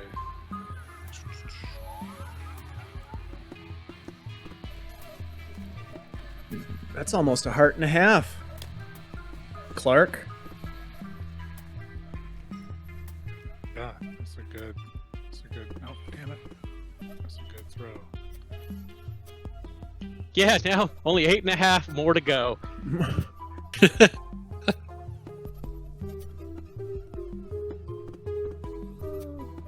I loved this part of Mass Effect 2.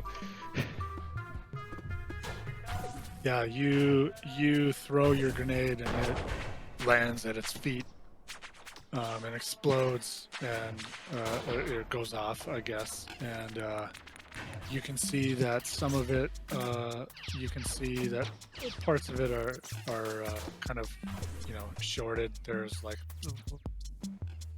so some things are in fact not working correctly. I'll take it. That's all I've got. Well done, sir.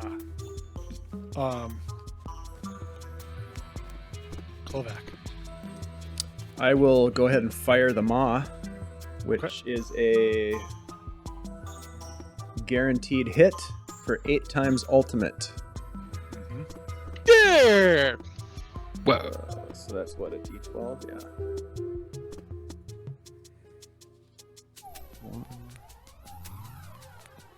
2. Nice. Nice.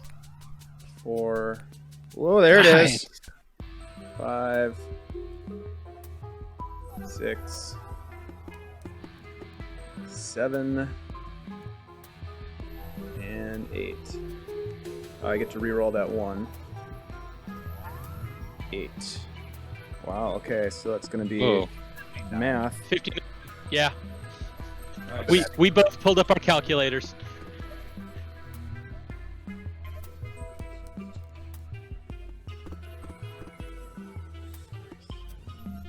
$59.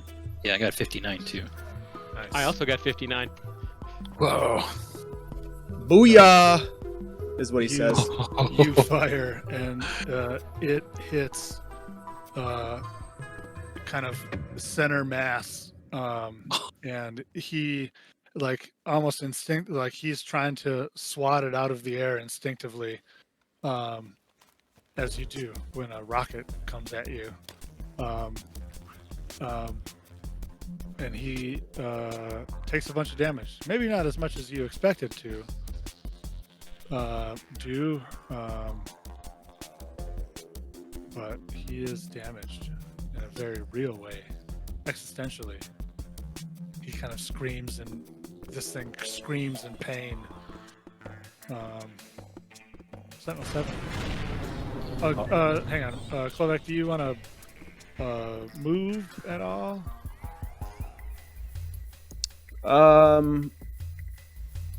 Yeah, I'm gonna move. I'm gonna continue to move forward towards it.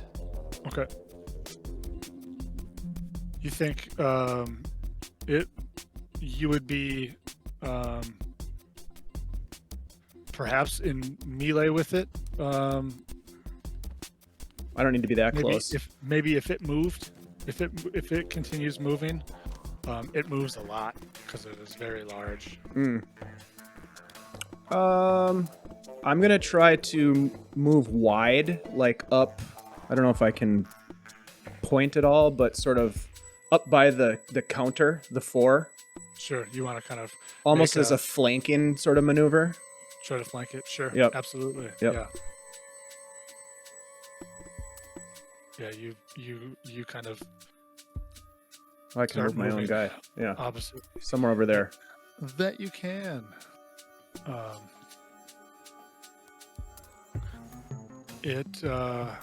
And then okay, now Sentinel 7. All right. So I just took a huge blast from some white beam of energy, throwing off my own aim. I'm going to pivot, turn, and with one hand just aim the laser and just take up just a random shot at it, just as best I can. Try and nail it right in the face. Sure. Let's see it. That's how Nice. you fucking do it. Wow. Woo. Nice. 18. And I will use the entirety of the battery pack for the Okay. laser, 66, baby. 66, and I'll use a surge capsule on top of that Wow. to really up the damage.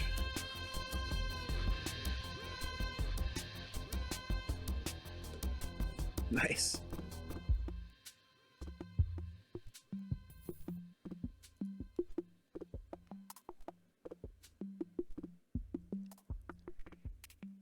$25 more damage. Nice. Ooh, boy.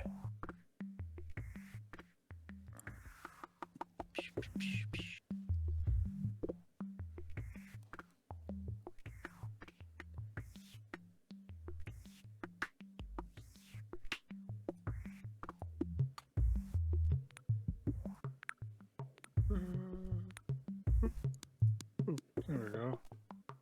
And then I will move the opposite direction that Klovak moved and attempt to be on the opposite side of it. Okay. Continuing on the kind of trajectory Yep, the one that I noticed that Craig was going on. How many hearts do you guys see at the top of the screen? 4.5-ish. Ish. Oh, okay, weird. In the readout that I'm seeing. Oh, yeah. On Dave's screen. Yeah, weird. Yeah, I see a bunch Huh? over here. Yeah, that's weird. I can delete those, I think. It might be a VTT thing. Do you want me to get rid of those? Yeah, that's strange. We don't need those hearts. We don't like them. Maybe you can. Maybe I can't. Oh, okay. I Yeah, can move that's- them though. Sure. Yeah, that's weird. So they're invisible. Yeah. I don't know. That's awkward. Anyway, Don't worry about Um, these over here, folks. Pay no yeah. attention to the hearts in the corner. Those little guys, don't worry about those little guys. Zev. All right. I'd like to see if I can hop into this mech. Okay. Can I climb in? You can. Hell yeah.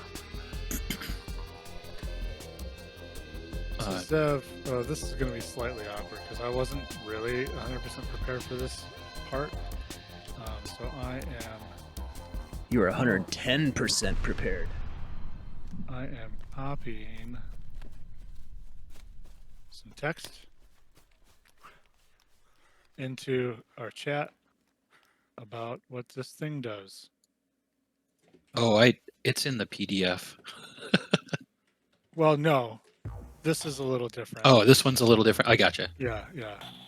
So you have 1, 2, 3, 4, 5, 6, 7, 8 hearts. It has a Tesla cannon, which can fire at 3 times far, engage 4 targets at a time, and does 5 times ultimate effort, recharges on a D4 timer.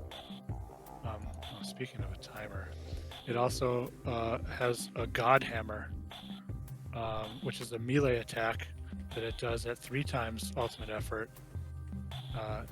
Normal vehicles have to make a hard con save or be disabled, and people have to make a hard strength save or get thrown far. And it has an energy shield to absorb 2 hearts of damage. And there was a great question in the chat about what hearts represent. So just Yeah. go ahead, Chad. I can give a quick.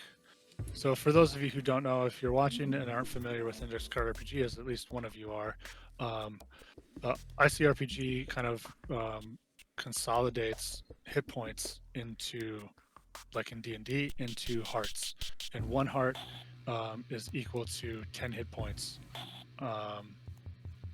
Hearts are generally difficult to come by, which makes it crazy in this game when things just shoot you for 3 times ultimate damage.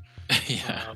But it's just a kind of an easier way to consider either the hit points of a character or even like an obstacle, like maybe a that you're picking has 1 heart and you have to roll lock picking effort to overcome it. Things like that. Is a rough description of what all of that means.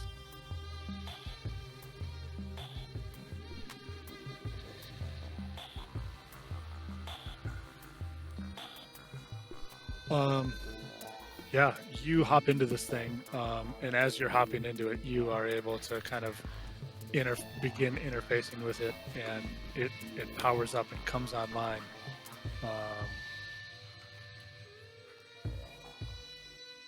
What would you like to do with it? Could I? Okay, one thing. These different things that it has, are those all like considered like separate actions? You know what I mean? Like you would take a Tesla cannon action to use that, or you would use the melee attack action kind of thing. Yeah. All right, I will move forward a little bit towards the thing. Yep. Like just close a little bit of distance and fire the Tesla cannon at him. Nice. Yeah. You. Oh, there we go. Oh, yeah. Now you're on top of it. You're driving it. Hey, it's me. You're a driver. Yeah, so you guys all kind of, maybe out of the corner of your eye, but you kind of hear it, the kind of startup sequence on this thing, you know, and it sounds like a Apache helicopter sort of thing, you know, the whir of power and jet engines and all that kind of jazz, and it's rad, and it clunk, clunk, clunk. As Zev moves this thing down the hall, across the space, and you see it raises one of its limbs. It's more of a cannon than a limb, and it, you know, it's a long kind of tube like a gun with coils that kind of go on it, and they kind of start to glow and spark, almost with lightning. Since it did describe it as a Tesla cannon, and it finally builds to like a blinding light, and this beam of lightning arcs out across the space into this creature.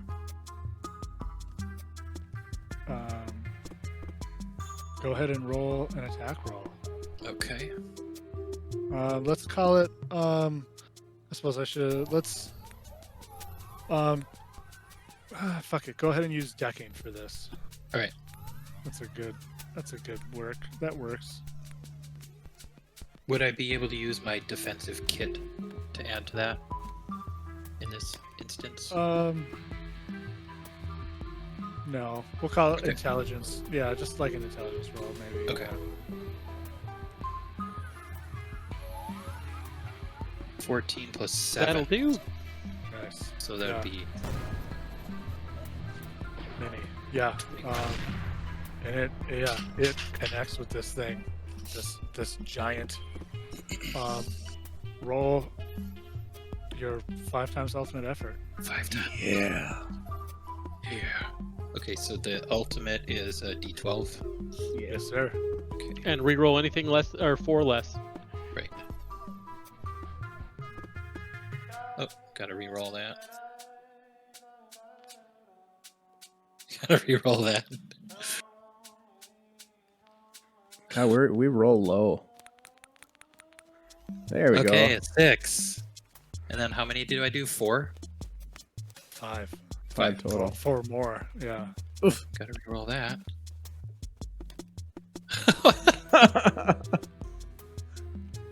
Yeah. Hey! There it is. There's 18. Okay, that's 2. Nice. Okay, 9.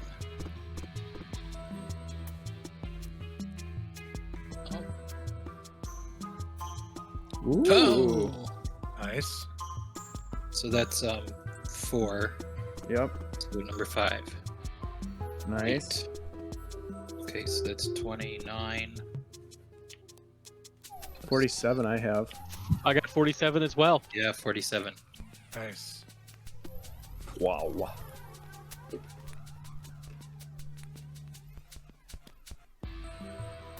Oh. I like that thing. We're keeping that thing. Uh-oh. Yeah. So you melt a hole through it. Yeah. It connects, and it like envelops Woo! this thing. The lightning like spreads out across these cables, and it screams, and it is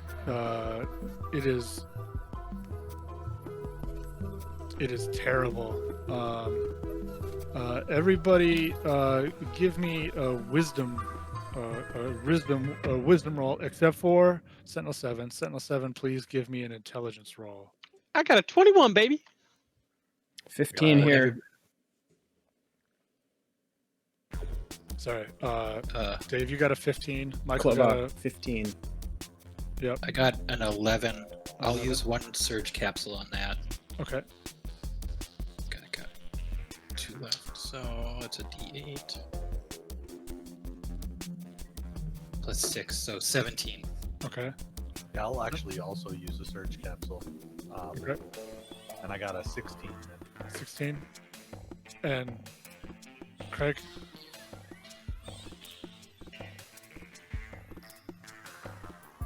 you get?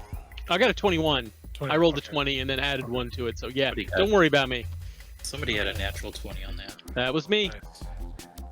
Nice. So you guys all take, oh wow, 1 point of damage as the kind of an almost like neuroelectrical shockwave of this thing scream as it almost coalesces data around it, and it kind of is attempting almost to like fry your stacks out. So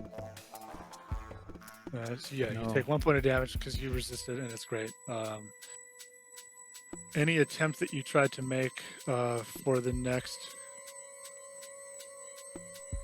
round is hard because of like the shock of this, and it starts to smoke as this electricity, this lightning is playing across it and frying it, and its eyes are like fountains of burning light, and it falls to its knees That might be our signal to leave, boys. and then falls to its face.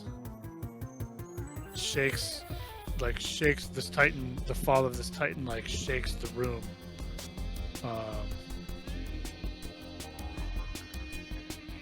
You can see that there is a bit of some of the light from the well, from the data stream is maybe not as strong, is flickering a bit, but is still there. What do you do? Is it dead, Zev? I don't know. Do we need some? I'm gonna run to the well. Yeah. Do we need to recover something? The Mimwell cab, if I remember correctly. You were going. Your intent was to destroy it. Yeah. Yeah, you run to the well. Yeah. This is a vast, almost unfathomable depth. You know, the kind that almost begs you to leap into it. And you can see kind of suspended, maybe 100 yards down, a massive cube, very similar to the one that you saw in Flashing Eyes Sanctum. The almost starscape of a plane across its surface is, this cube is, it's probably 100 feet on a side. It's just massive. It's mesmerizing. Okay. I have a plan for this, sort of. We're gonna see. And Craig will point at that autoloader earlier, or the forklift thing. yeah, and he's gonna try and grab that and do kind of the loop-de-loop of up, over, and then toss it straight down at that thing. All right. Give me that roll, baby. Nice. There you go. So that's a 24. Yeah. Nice. Show me some psychic effort. Okay, I'm going to roll my effort plus my 7 stored rage dice, and I'm also going to burn 10 hit points to add 10 more rage dice to that for a total of 18 d6 plus 4. Get ready to add. Oh, You wow. need to roll for that, or just let it go? I want to see you roll that shit, baby. Yeah, baby. Roll it. 18d6. Are you guys ready to count? Yeah, Yep, I'm ready to. yep, I'll yep. write it down. Here we go. 2, 1, Roll better. 2, 1, Oh no! Roll more. 5, 6, There it is. There you go. There you go. 3, 1, 3, Come on, baby. 3, 4, 3. How many is that? Let me count it up. 1, 2. That's 12. Okay. So Yep, 12. 6, Yeah, like that. 1, 15, Ah! 1, 16. 4, 1, and one That's- more, right? That's 18. And then 4 on top of that. Shitty. Oh, and then I'm gonna blow my 2 surge capsules because fuck this noise. All right. Oh, more. Okay. And And 7 another more on 7. top of that. So that's Got 20 out total. 20 rolls total. Is that correct? Yeah. 3, 4, 5, 6, 11, 6, 9, 10. I lost track. I got it. I added it to 59.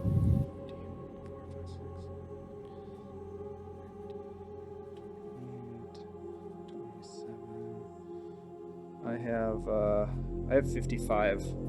Nice. And then plus 4 on top of that for my powerful. So yeah, at 59 points of damage. Wow. Yeah. Just rage. yeah, rage. you Yoda Hulk, you know, this auto loader, send it up as high as you can and crash it down on top of this cube. And the force and the rage of all of your existence, the pain, the suffering that you felt, your whole, well, this part of your life anyway. As much as I remember. Yeah. Just rains down upon this thing, and it cracks, and it breaks free of the housing and the cables that it was attached to, and it falls and it you know, it's like Palpatine, right? It hits one side, it hits another side, it hits it, and it goes down on and on, out of sight. You know, this data artifact like flickers and goes out, and yeah, you have successfully defeated the giant Surtur and destroyed Mimir's well. Greg just Part of, falls here in over, the- bleeding from everywhere. Just here Nice in the job. heart of old Detroit. How much life do you have left? 4 hit points left still. That's nice. As you are bleeding from your eyes, nose, and ears, and yeah, you then make your escape and return for your rewards, which are numerous, to Vale, and maybe retire, maybe continue on, maybe continue the fight of anarchy against your corporate overlords. But rest assured, the machinations of Jotner, of Janus Nanotech and Telemetry Research, Telemetry Nanotech, has spoiled for now in the ever incurring saga of Altered State. Thank you, my friends, for joining us. Thank you, my friends, for playing with me. That was and great, this Chad. This concludes our one-shot game of Altered State. I hope you enjoyed it. If I've inspired you to check out Index Card RPG and Altered State, awesome.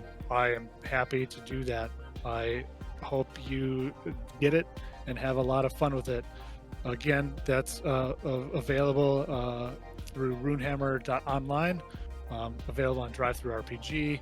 You can get his printed books as well on Amazon. They're wonderful. His art is amazing, and his game design is fantastic. So check those things out. As always, we are the Superior Adventurers Guild. You can find us on this coming Wednesday right here on our Twitch channel playing our Beyond Saltmarsh game. You will find us right here on Saturday next interviewing Christian. Dave, what's Christian's last name again? Zuck. Christian Zuck, a really cool game designer, writing Dungeons & Dragons 5th edition stuff. We will be interviewing him next Saturday from 2 to 3 right here. Yeah, follow us on Twitter. Check us out. We do cool stuff, and we're going to keep doing more. So thanks for joining us. Word.